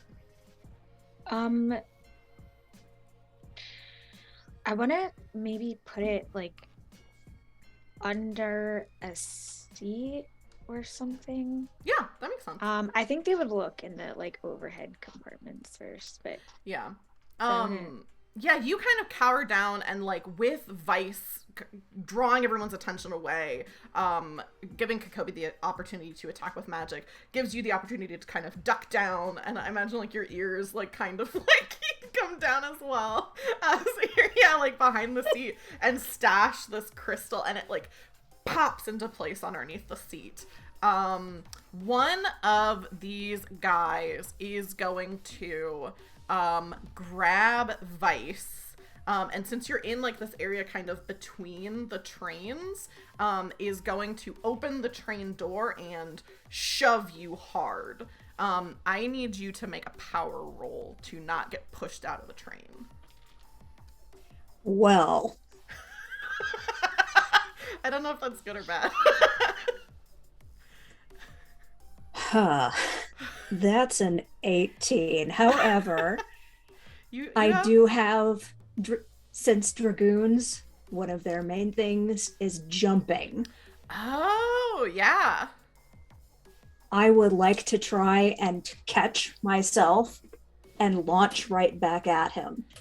Ooh, okay. So, with the 18, um, I'll say you give me another. You can either, if you want to just use your jump charge ability without having to roll, you can, or you can roll power to use it, because I don't think you've used your free ability yet. 1. Hey, yeah, you get pushed out of the train, and for a second, you're just kind of flying backwards, like, over the sea. But in an instant, there's, like, a kind of, like, it's not a guardrail, but it's, like, occasionally as you're going past, there's these, like, pillars that are, like, either to, like, conduct electricity or something like that. And even though they're not, like, constantly on the side of the train, in this moment, your back foot is kind of, like, back behind you and connects with this pole, and you launch yourself back in, and I think knock the guy down to the floor. The other one is going to try to take a shot. Actually, I think maybe I'll roll something to see if he does this. I'd like to point out that on your playlist that you've picked for us, a cover of One Winged Angel is playing right now, which is fucking perfect. Pardon my language. You're allowed to swear. This other guy I rolled for and got a 20, so definitely doesn't succeed. But like takes a shot at Kokobi, which misses. But I think Kokobi, that does kind of like force you to like kind of dive out of the way. And there's more of these guys who are like kind of pushing past. I think Vice, with you having like temporarily been outside of the train, that was enough for like other of this guy's men to kind of come into your train car, and are advancing on Kokobi, and Vieira Mist. What do you all want to do? I would like to, I guess, keep fighting. Yeah. What do you want to do to fight? I would like to cast the element fire. Mm-hmm. Fura, and maybe it'll catch the train on fire enough that will either stop or that it'll be like a firewall between us. Yeah. The train that we're currently in. Let's light it off. Yeah. Oh, I don't think I had you do your limit break when you did your poison. So go ahead and roll now, and you get to roll with advantage since you had rolled a 1 before. Or I could try to electrocute them, guys. Yeah, up to you. Oh gosh, which one? The fire one seems a bit risky, but would for sure stop them. Yeah. The electrocution one, it would only be on one target, though, is the thing. Right? I feel like you should do the fire. I think something interesting will happen whether you succeed or fail with the fire. Okay. I will do fire then. Okay. And you get, Interesting. You get to roll 2d20 and take the lower. Okay, I rolled 9 for my first. I'm gonna roll another, and 5 for my second. Cool. Describe how you completely blast these guys out of the way. My weapon is a blitz weapon. I would also like to point that out. Oh yeah, what is your weapon? Do you want to describe? I don't know if you've described like your weapon, what it looks like or anything. I didn't describe my weapon, but if you can see in my little portrait on the side there, I'm holding basically what is a little like rapier that functions as a sword and as a magical rod, and that little floaty thing, I'm just gonna say, is where the magic comes from.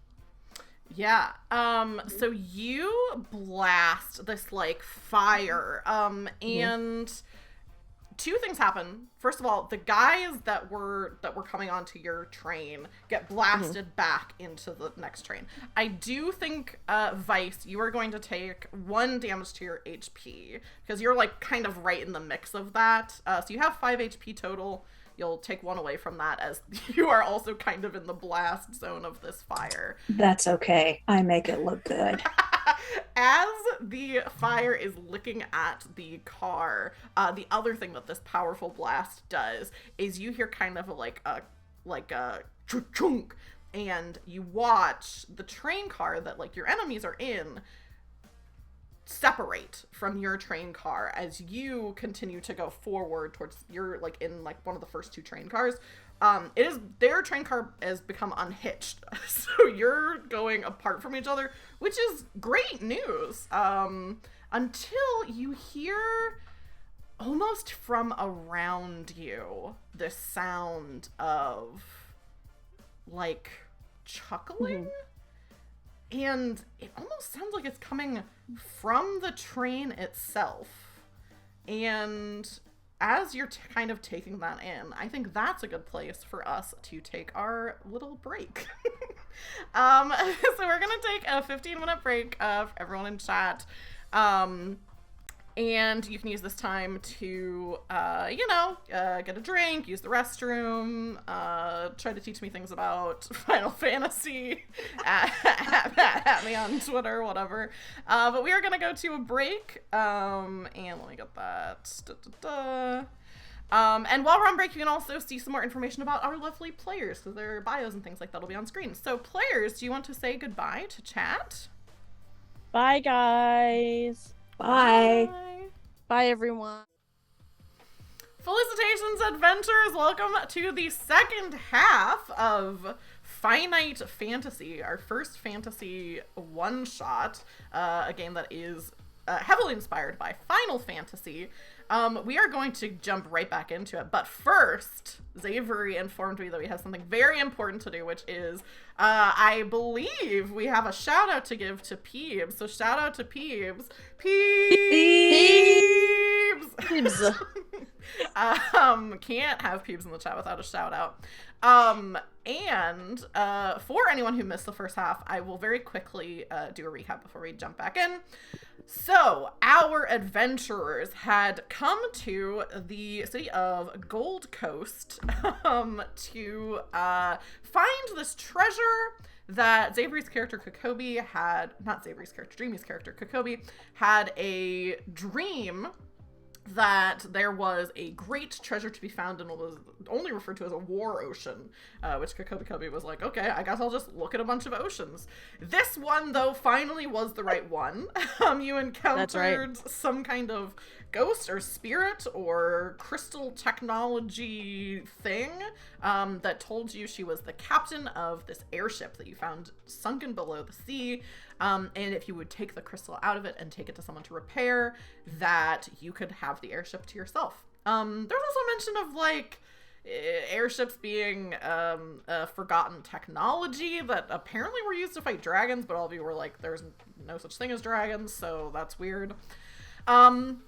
You also encountered a very sharply dressed man named Esmond Wright, who you found out he tried to buy the crystal off of you, which Kokobi and Vice shut down pretty quickly.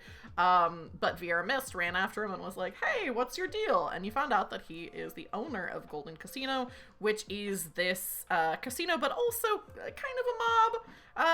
Your little Moogle friend that was sent with you brought you to the train station, which would take you across the sea to the city of Saltburn, where someone perhaps would be able to fix your crystal. But as you're on this train, Esmond Wright and his cronies just came and started attacking you. You were able to stash the crystal away and hold your own, separating the train car that they were all in from your train car and blasting them back with fire from Kokobi. And then you heard a weird sound like laughter that seemed like it was coming from the train itself. And as you all were kind of going like, what's happening? Like, what is this? The top of the train, like a little kind of like emergency exit kind of thing, like pops open at the top of the train, and the three of you are flung out of the train through this little like emergency exit, catapulted to the front of the train, which is still running on the tracks. You are all barely able to outrun it. On either side of you, the ocean, like far below. And as you run along the tracks, barely able to outrun the train, smoke billows from the grill by the wheels, and the headlights, which you would think would be on since it's daytime, blaze to life, looking for all the world like two fiery eyes as you glance over your shoulder at them. You hear a roar, and fire licks at the heels of your feet. The chugging of the engine coughs and sputters into laughter, and it says, "I remember little creatures like you from before. Your kind managed to kill me once, but now my spirit will avenge me." And this train is trying to kill you. But you're a train! The train laughs as it is racing towards you, and says, my spirit may inhabit this train, but I assure you I am something much greater than this. Can I try to jump onto the train? Yeah, for sure. Yeah, so I mentioned on break, this was the silliest thing that I have prepped. And it's from, in one of the Final Fantasy games, you do fight a train, and it is like this. You're just running away from it. And I was like, well, I have to do that. It's the one thing I know. So yes, you can fight the train, or you can jump on the train. I think that would probably be finesse to try to jump onto it. Okay, oh boy. Actually, I'm going to use my one guaranteed skill, and I'm going to jump on it. Yes. Oh, okay. Finesse. Let me see. Sorry, my finesse is very low. Oh gosh. Yeah. I rolled a 2. Oh, thank God. Good. Okay, so Kokobi, Kobe, and Vice, almost like in sync, like Kokobi with Vice with this like powerful jump. You leap up and land. Like grabbing onto the front of the train. Kobe, you're so little, I imagine you just end up kind of like, you know how there's like the grill in the front of the train that like if it hits something it like pushes things out of the way. You're like kind of gripping on to that. Just barely able to hang on. What is Vieira Mist doing though? So we were ejected from the train. The crystal is still inside. The crystal's still inside. I want to see if I can get back into it without that's why I'm trying to get on. I'm getting on the train so that I could go back and get the crystal. Oh, okay. But I mean, multiple of you can do that. Like, it's not a bad idea to try to get it back. Vieira, are you just trying to jump onto it? If so, I think that's going to be a finesse roll for you as well. Yes. I will. Oh. No, 17. Oh no. Vieira, you go to jump onto the train to join your friends, and like because you are just kind of like you're running, you have to kind of whip around and like throw yourself at this train, and you just misjudge and go flying past the side of the train, just missing it, and begin to fall towards the sea below. Can I try to catch her? Because I have the glaive that has a nice hook on it. Yeah, for sure. I think that's probably power, because that's associated with your glaive, right? Is power. Yes. Yeah. You'd think about it better at 10. So that is a success. Yeah. You like put your glaive out and manage to catch your friend Vieira Mist. Grabs onto it. Starry is, I think, like trying to also help, but she's so little. She's just like pulling on your clothes to try to get you back onto the train. The front of the train starts to glow hot. I think each of you go ahead and take 1 damage to your HP. How much HP do we have? 5. Everyone starts off with 5. No, wait, and Vice already took damage from my fire. Yes, so Vice. But you know what? I'm doing that kind of like bloody, kind of crispy, but still hot. Okay. Very good. And everybody. I like this. Yeah, so you all, the train is like heating itself up to hurt you as you are grabbing onto it. What do you want to do next? I just want to run along the top of the train until we can get back to our car. And I want to shout at the train, why aren't you trying to kill the people inside of you, huh? Say, why aren't you? Yeah. the train, actually first, go ahead. I think this is, since Kokobi, since you kind of are lower on it, since you're so little you can jump aside, I think this is going to be a power roll to just try to climb up higher. Okay. So roll that first and then I'll answer. I rolled a 5 and my power skill is, hold on, let me see what it is. I have 12 power, yes. Hey! So you just grit your teeth and manage to climb up. I think Magathy is also like kind of like flying and like trying to help. Your little flying creatures that you're accompanied by. Yeah, Magathy's like pushing my butt up the train. Exactly. And you do get to the top. The train says, you have been hurting my allies, and that's why I must fight you. Yeah, your allies suck ass. Kobe, give me a finesse roll. Oh my god, why do I have to keep doing a finesse? I rolled a 1. I have another limit break then. You have another Oh my god, limit thank break. god. You hear this gurgling sound as you're coming up onto the top and manage to jump out of the way just in time for this just like huge plume of hot smoke and steam comes jutting out as if the train was trying to hit you with it, but you managed to dodge out of the way as you insulted the train, so it wanted to hurt you. I wasn't insulting the train. I was insulting the train's friends, okay? Well, yeah. Xavier, it looked like you were gonna say something. I want to talk to the train too. Like, I think I was caught by the glaive, so I'm trying to like swing maybe into a window. Oh, but I want to yeah. ask the train, like, were you a dragon? What was your name? Ooh, you say, were you a dragon? And you hear the train say, finally, someone with some respect. And I forgot to come up with a name for the dragon this train used to be. Oh my gosh. So Randomizer. Yeah, so let me pull up the randomizer. Or if one of you has a good idea for a dragon name, you can feel free. Well, what about Nidhogg?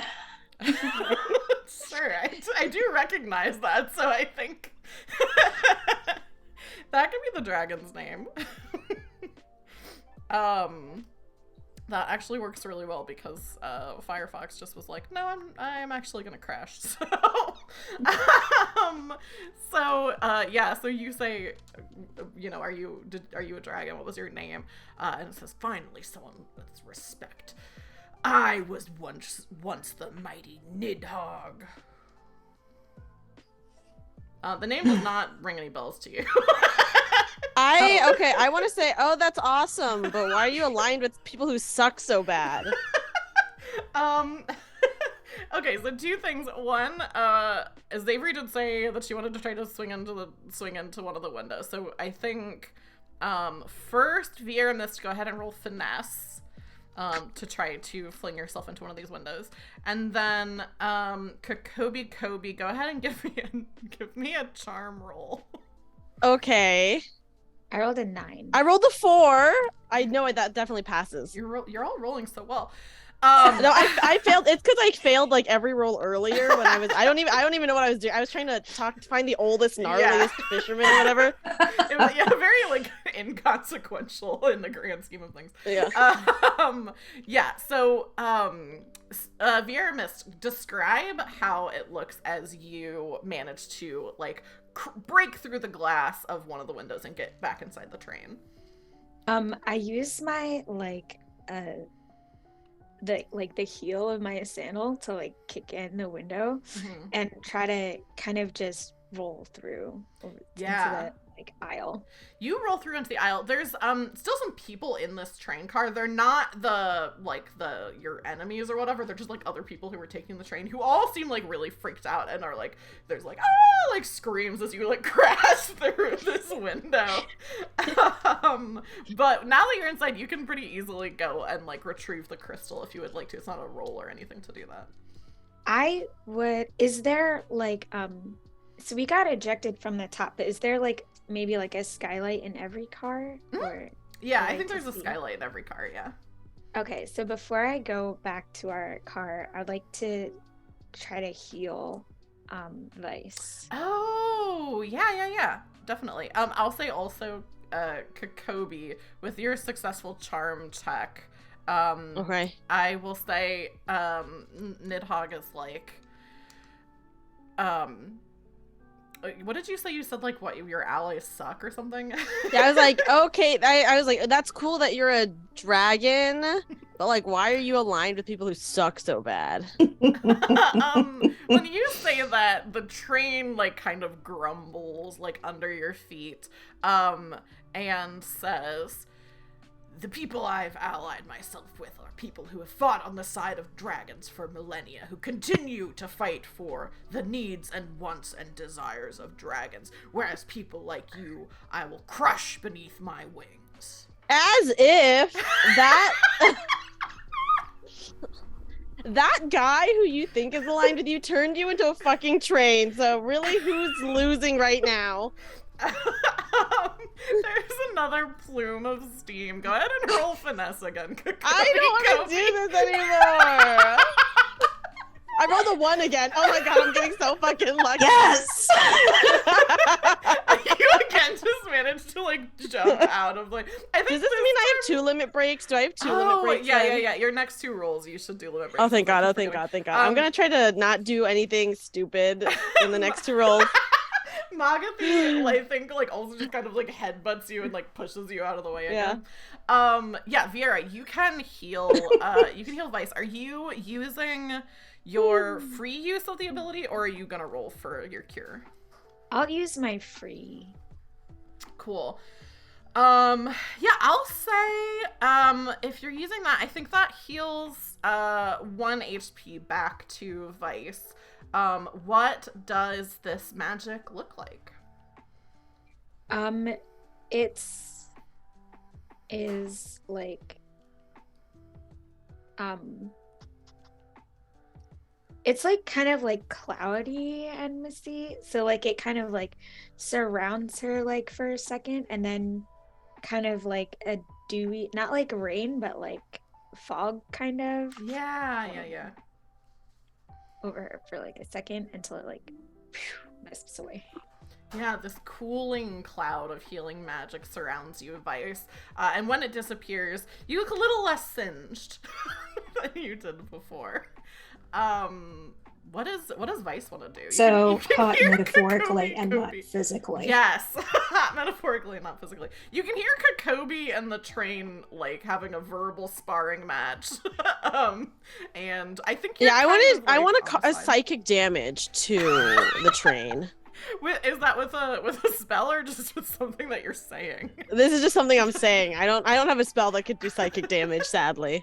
Yeah, I think what is Vice doing? So Vice has successfully jumped onto the train and grabbed Viera. Is there anything that you want to do next after that? All of this is very new to me. Mm-hmm.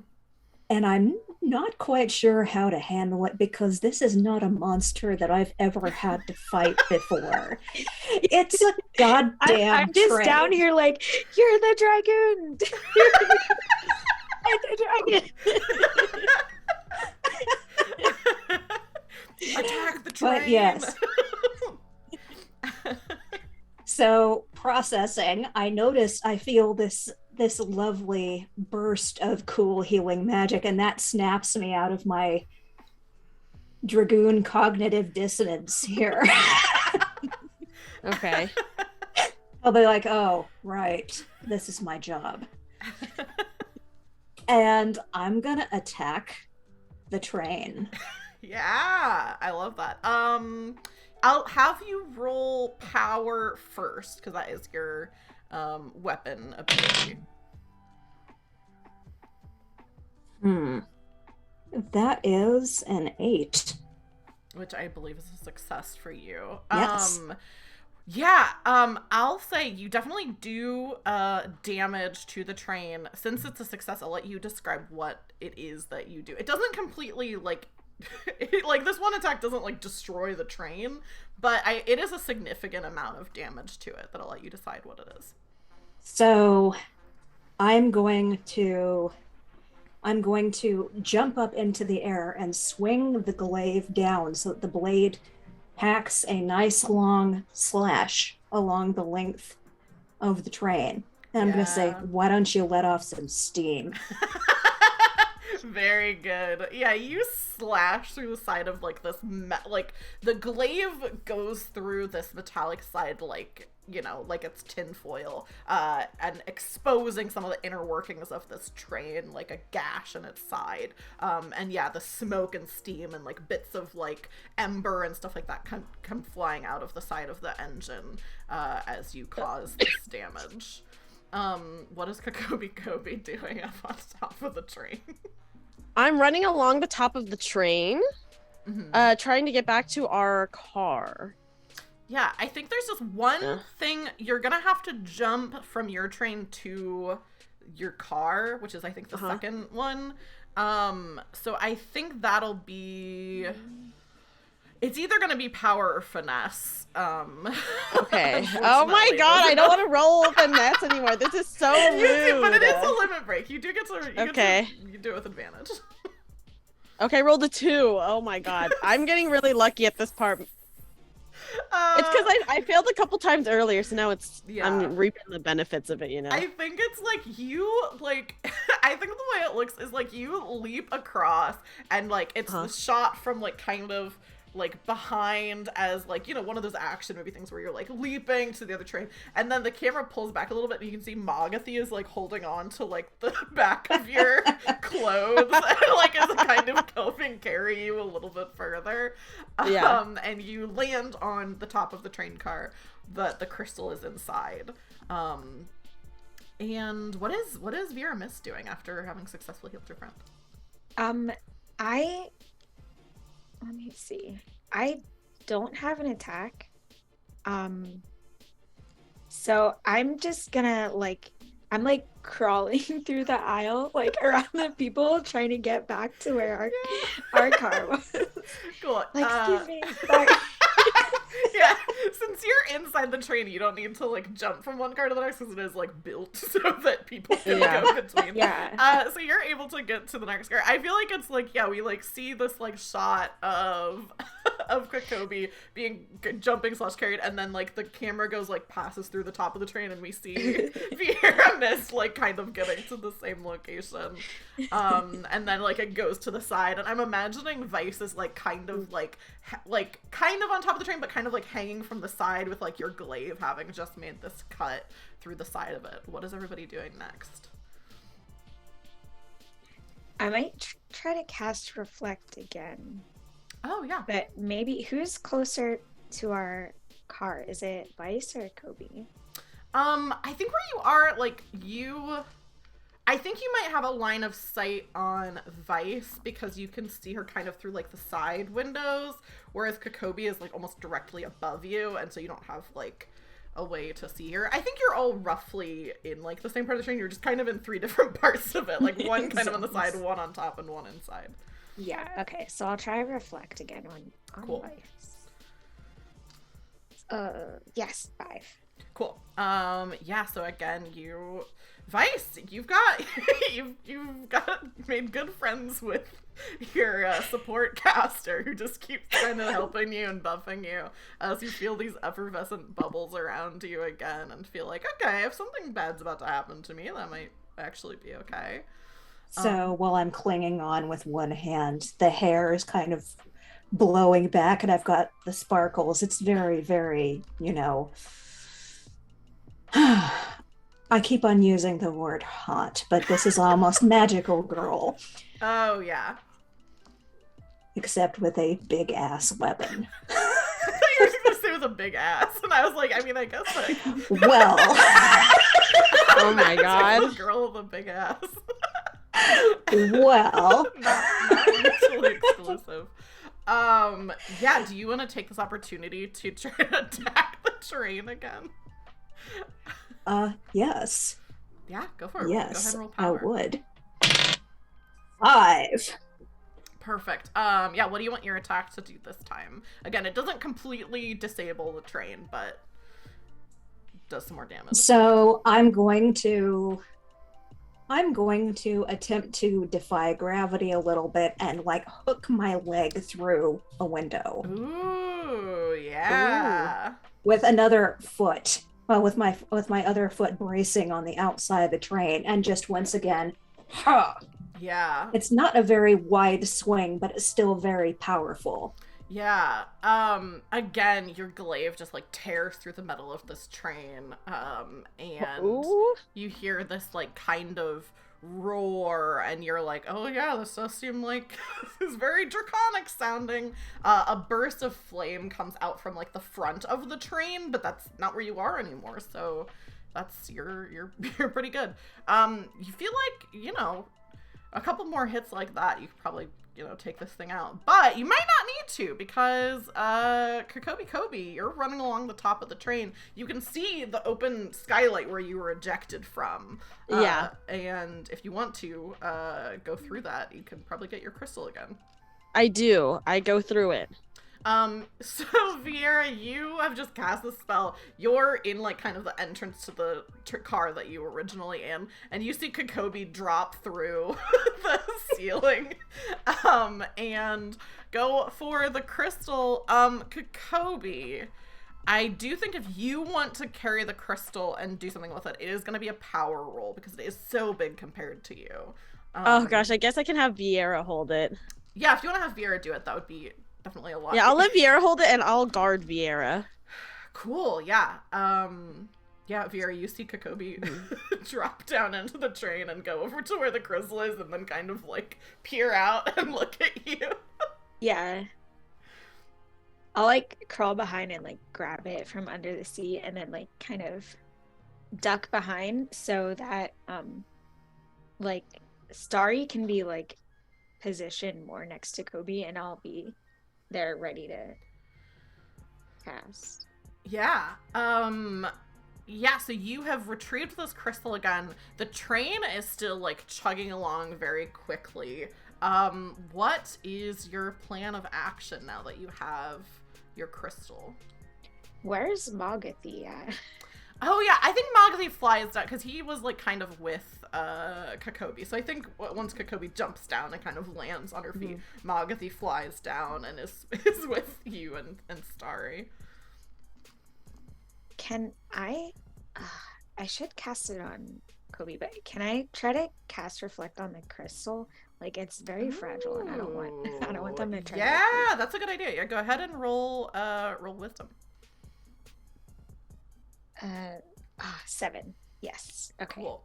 Yeah, so I think with that, this like bubbly energy goes over the crystal, and then like a bubble kind of just like completely encircles it, kind of like a greenish like pearlescent bubble protecting it from harm, because yeah, it is fragile, and this is like a very a very like bumpy runaway train situation. But yeah, what do you do? What do you do next? Oh yeah, go ahead, Vice. While this is going on, since this thing is it's kind of like heating up my blood. It's like, this is what I was born to do. Mm-hmm. And so I'm going to lean back a little bit further, and I'm going to attempt to swipe with the glaive under the train. Ooh. At the soft underbelly of the train. Oh, that's so cool. Yeah, go ahead and roll power. 10. Perfect. Yeah, you do that, and like this is exactly what you're trained for. Describe for me how you completely like gut this engine, and completely. So like, I am going to trust in my training and in my ancestry, both as a dragoon and as a monster hunter, and I am going to let go of the train. So in free fall, and then just swipe right underneath. Very cool. And then at the very last moment, catch myself on the track. Yeah, that's so cool. Yeah, you like swing yourself under and do exactly that. You cut down like basically the belly of the train, and all of these like embers and things begin like falling down like around you as you like swing onto the other side and like grab onto the track. The train screeches to a halt. And you can hear like now the kind of like the adrenaline has stopped. All of you can hear like the people kind of like, ah, like like this has been like a wild thing for the people who are just regular people in the train. I'm gonna do a victory pose because I can, and because I am about the drama. You're going to see the twirl of the glaive above my head, and then I slam the butt of it into the ground next to me with the other hand on my hip. Like, that's right. Yeah, just like kind of like posed on like the track of the train. You do this. The other of you can see it from like outside the side of like the train windows. You see this pose from Vice. With like the sparkles and whatnot. Yeah. Are Esmond and his buddies still here? No, so they were in, Kokobi was able to blast the other train car, like, completely detach it. So they, I think if you kind of look out the back of your train, you can see that their train cars, like, have stopped and, like, lost momentum and are just sitting far back in the track. Okay. Yeah, they're on the bridge where both sides are water still.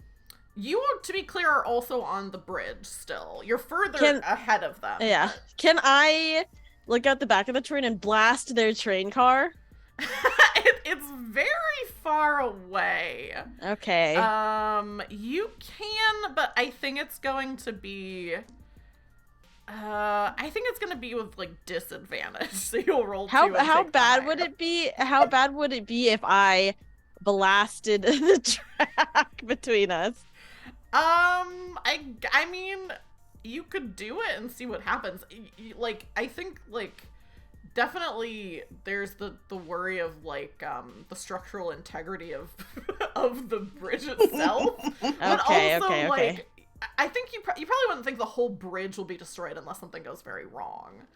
Okay, I would like to try to hit it. I'll do the disadvantage. Why not? Okay. I rolled a 2. I just rolled a 2, and then I rolled an 18. Okay, never mind. Boo. Boo.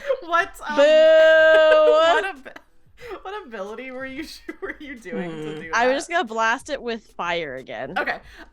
So you do blast it with fire. And there's a break in the tracks. And then you do start to hear a creak sound as both sides, the side that but then also your side is like kind of like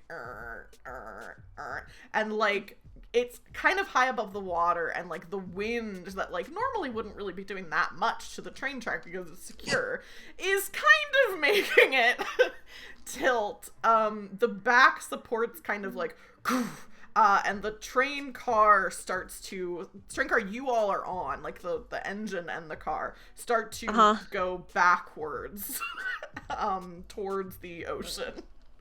Well, can we get the conductor to get this train moving or what?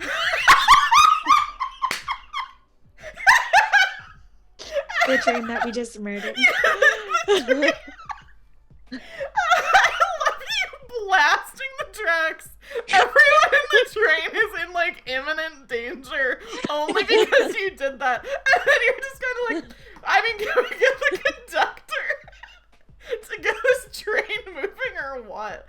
The conductor like looks from like has been hiding like by a chair or something, and looks up and is like, the train is destroyed. How can I? Like, it's just like the train. The spirit of the train is destroyed, not the train itself. Get a move on. He looks at the looks out the window, and you can see like the innards of the train on like the side and bottom are like completely destroyed. And he's like, and you're just posed out there. He starts saying, "Everybody out of the train!" And like starts gesturing for everyone to like get out. Okay.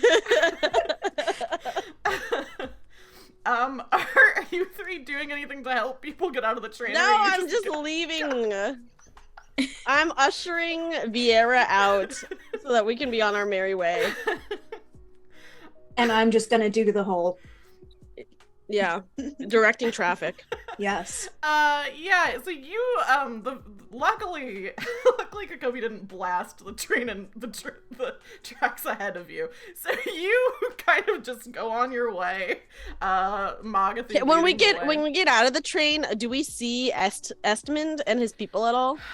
No, they're, so, like, maybe you could see, like, their, like, figures pretty far back. Yeah. And, like, kind of getting out. But now there's, like, you did destroy the space between Yeah. the two of you. Can they see us? I think they're too far away to be able to tell. You're basically seeing, like, little dots of, like, people kind of, like, pretty far away. Can I do a blast of something, like, an element into the air just to be like, ha ha? I mean, yeah, if you want to, I won't even have you roll for that. Yeah, so I do that. I would like to blast, sorry, let me look at my elements again. I would like to blast Thundara in the air. Yeah, you do that. As close as I can to them, you know. Yeah. You blast them into the air. They're so far away that you can't really tell, like, the reactions or anything like that. This is unrelated to the Thundara, but you do that. You're all walking away. The people are getting out of the train, and you do hear this, like, as, like, the train slowly falls into the ocean. Some dragon that was, am I right? It's just I like, mean, for all this talk about dragoons not being being places where they aren't supposed to be, I mean, come on. You literally did almost jump off into the ocean. Yeah. But I made it look good, okay? Vibes. Mm-hmm. That's part true. of the job description. You did make the dragon sound much scarier. I feel like that was not that hard. Yeah, you all did good. It probably would have gone fine. Except for the extra blast at the end. I wanted to see if I could blast them, but I guess that was unnecessary, guys. It's good. It's all very good. Unnecessary but cool. Unnecessary but cool. Yeah. Magatha leads you. I mean, at this point, there's really only one way you can go, but you're able to continue walking on the train tracks, and get to Saltburn. When you get to the station, first of all, people are looking, like, very confused, and definitely some people are like, hey, the train's supposed to arrive any minute, get off the tracks. Some other people look, like, kind of annoyed and are, like, tapping their feet, like, waiting for the train to come. But Magatha just kind of keeps, like, flying a little bit ahead, leading you through the people, and brings you through the streets of Saltburn to a little shop that looks like it looks like one of those, like, I don't even know how to phrase this, like, you know when you're in, like the downtown of a city and there's, like, a computer repair shop, but it's like, who is going there? Like, almost looks like it's like no one uses it anymore. That's kind of the vibe of this shop that you arrive at, which has kind of a crookedly hanging sign that says Go-Go's Gadgets.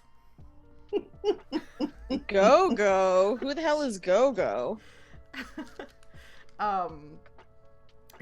If you all want to, you can, like, you know, recollect yourselves and talk about things, or you can just go into the shop. It's totally up to you. I think Magatha kind of, like, flies up to the sign and is just kind of sitting on it, like, kicking his feet. I'm okay to go in. Yeah. Yeah. Yeah. You The go- crystal is like floating behind us because it's still in the Yes, bubble. because it's still in the bubble. Yes, you've got the crystal. I think Starry is kind of, like, taken over the pushing job because she can also fly, so she's just kind of, like, pushing it through the sky. And you go into Go-Go's Gadgets, and you see, first, like, actually, at first you don't really see it doesn't seem like there's any like movement or like anything going on in here. Like you open the door, there's a little ding ding from the bell, and it's like this kind of like dimly lit, kind of dusty, like I guess it's a shop, but there's not really a lot of like retail in here. There's not like a lot of stuff you can just buy. There's like parts of things. There's like definitely some old like CRT kind of looking monitors that are kind of like a bunch of them like stacked up in a corner, like wires and stuff like that. And then you hear kind of like a shuffling sound, and hear someone say, "Welcome to Go-Go's Gadgets, how can I help you?" Hello?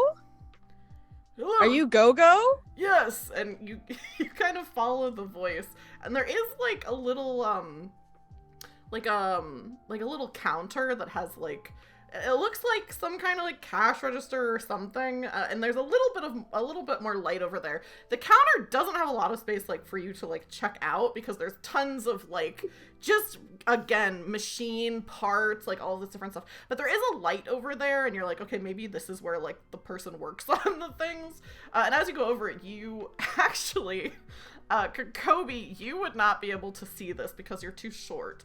But Okay. the other two, as you like kind of look over the counter, see this tiny old Lalafell. He has brown skin, short gray curly hair, and a gray mustache. And he is looking up at you. I think he has like a little step stool that he's like kind of has climbed to the top of, and says, "Yes, I'm Go-Go, Gogo-Bebo, Giga-Bebo, and I do magical tech repairs. Are you looking for my services?" I looked to Magathy to see if this is the right guy. Yeah, Magathy was looking like pretty satisfied with himself. Yeah, we were sent here by a lady. At this point, Starry pushes the crystal that's in this glowing bubble, like over to the counter, and as it lands on the counter, the bubble kind of like dissipates. Mhm. And Gogo says, "I haven't seen one of these, and I don't remember where did you find this specimen?" We were led to it by my dreams. I see. That makes sense. Yes. Oh, and I can see why you brought it here, and like points to like this crack in Yeah. the crystal. And starts kind of looking at it. He says, "I think I can repair this. Would you mind telling me what it's used for?" Do we want to tell him? For a second, you all just like completely blank expressions. You're just like, I'm kind of looking at Sorry. Kobe. I'm like, it's your crystal, technically, I think. What was the name of the lady who sent us? it was. I'll put it in the chat. Okay. If I can copy it, here we go. Eglaine was her first name. We were sent by Eglaine. Do you know her? Eglaine. Oh, she's still around. I thought she... No, she's super dead, but A single tear. And he says, "I thought that. I mean, I'd hoped that. now she's drowned in the ocean. Just getting more and more specific. He looks so sad. And he says, "So, this crystal is for the Jagged Endeavor, then?" Yeah, Eglaine's spirit reached out to me in a dream, and I've traveled thousands of miles just to find a Magitech ship.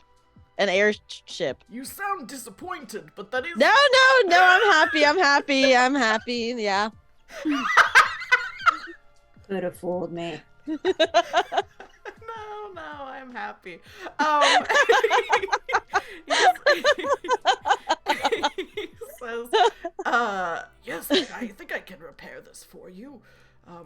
Let me just," and like starts to kind of like tinker around with it.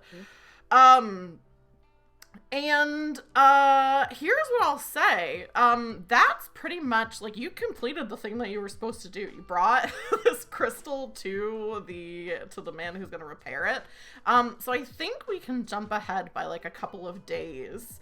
And maybe like the way that we can kind of start to wrap up the session is for you all to tell me, like, you know, what are the next things that we see from all of you having successfully repaired, you know, gotten this crystal repaired, presumably taking it back to the airship. Like, what's the vibe? I would like to still invite both Vice and Vieira to still be on my crew. And once the airship is repaired, I would like to fly it around the Golden Casino. Yes. Just with our middle fingers up as we fly. You know, just. Yeah, we see this like montage. Well, I guess, yeah, it sounds like the other two of you are game to still be traveling with Kokobi. So I think we do see this like montage of like, you know, Go-Go like showing you the repaired crystal, the three of you like going back and like putting it into the airship, and like the airship, I think, glowing with this energy, and it's like kind of beginning to like, you're able to steer it out of the underwater cavern that it was in. The balloon of the airship like begins to inflate, and you are like pulled up out of this very like crystal clear ocean. Vieira, you can feel free to like do the hair thing as you can't come up out of the water on this airship. The people in like the crowd are like, this is like crazy. Like, this is like if you like, I don't know, like what would be like some mythical thing that people don't think exists anymore. Like if Atlantis like came out of the ocean in front of people, so they're like, what's happening, and like all this different stuff. I want to see. Can we go show it to my Glenn at the Sky Village? Yeah, absolutely. And also I want to show it to my Forest Vieira friend, Our Vieira. Yeah. So we get this shot of like, the first thing you all do is you fly around the Golden Casino and like, yeah, do we get a reaction? I mean, you're just flying around the outside of the casino, right? Yeah, do we see Estimand at all? I want him to see. Yeah, we see a shot from like behind of Estimand as like the airship floats. Like he's like looking out this like big window at like the top tower of the casino, and he's like looking out, surveying the city, and then we see the blue and green stripes on the balloon like go up into the sky, and then like we see that all of you appear giving him the middle finger. Also, once the crystal is like put into the ship, Eglaine like appears again and is like, you know, I guess haunting the ship, but like in a nice way. Yeah, so all four of you giving the middle finger to Estimand. He sees you like just fly around. Yeah, do we see his reaction? How does he react? He gets one of those little like the little red mark that when someone's angry. Yeah. I want to do it like standing on the prow of it, like doing like a figurehead thing. Yeah. You know. His hands are like behind his back, and like we get a close up shot of like his like clenching his two hands together. Yeah. I would just like to say that I've embraced my gear, my piratey looking gear, and I declared myself the captain of the ship. Yeah. Mm-hmm. Eglaine like kind of is like, I'll let you be captain. Well, she's dead, so what can she do about it, you know? What does Vieira look like as you're flipping off Estimand? I kind of like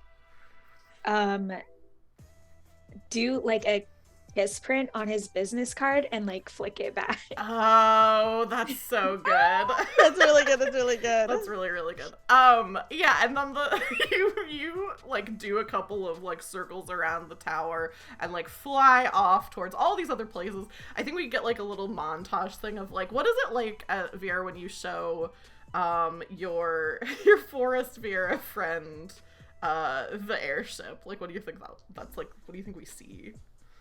I think that the forest sphere are usually like way more aloof and don't like travel that much, so they probably honestly don't care.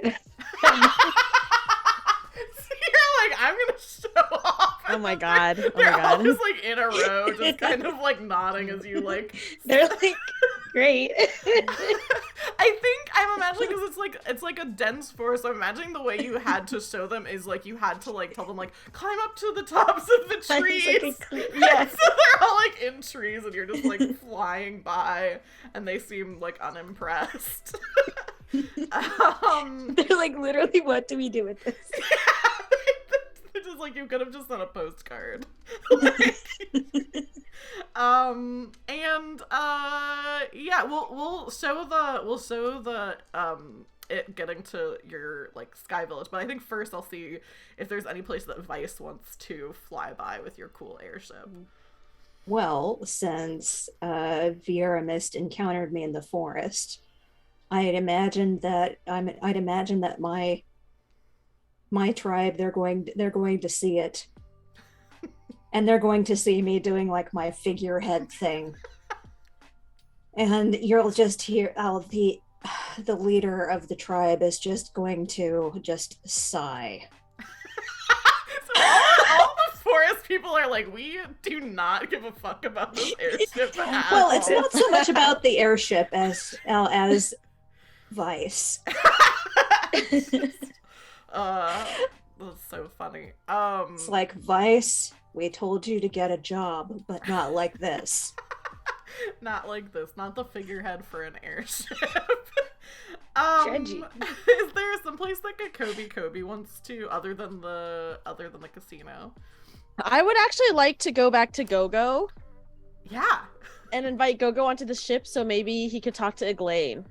Oh yeah, I think we see like the airship kind of docked at like the towers in like Saltburn. It's like not the same as like the places in Gold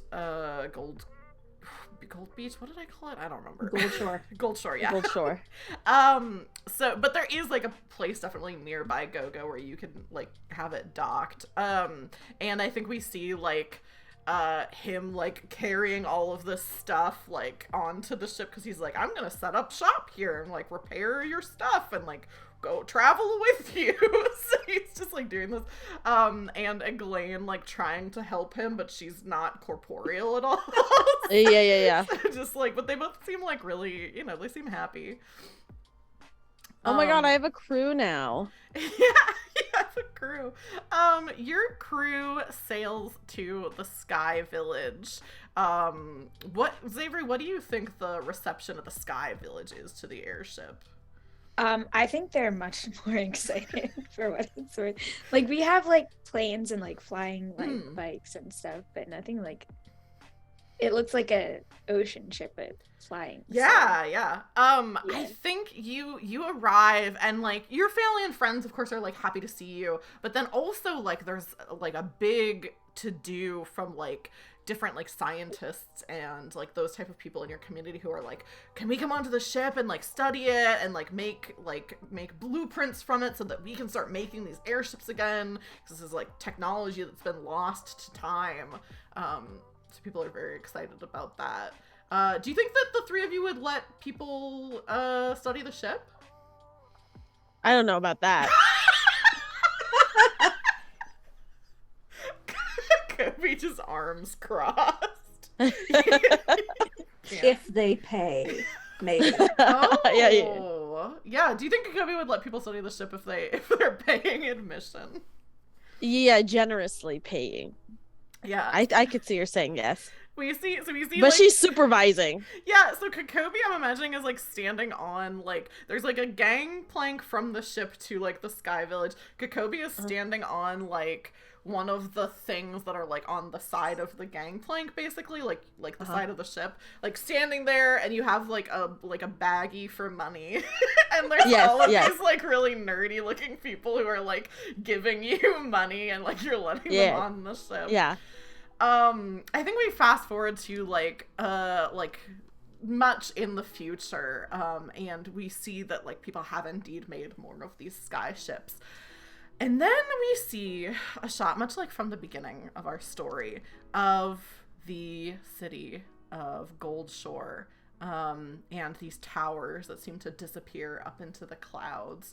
And the camera goes up through the clouds and up and up and up and up, higher than you could possibly imagine, and these towers continue rising into the sky. And at the very top, we see a golden dragon asleep at the top of one of these towers, whose eye twitches, nose sniffs the air, and eye opens. And that's where we'll wrap up our story this evening. Ooh. Thank you all so much for playing. This was so much fun. I hope I did Final Fantasy justice. This is absolute nonsense. We're going to go around, and you can each like reintroduce yourselves, let people know where they can find you, and also if you have like other projects or things that you want to shout out or talk about. And this time we're going to start with Savory. Hi, I'm Zabri. My Twitter is also Zabri, and I play Final Fantasy 14. I'm on Solera server, and my character is named Cashley Banks, if you want to friend me, and we'll do a dungeon together. Very good. I love that name. Shelby, what about you? Yes, hello everyone. I'm Shelby. I've been Vice, the overly dramatic but very hot Catgirl Dragoon.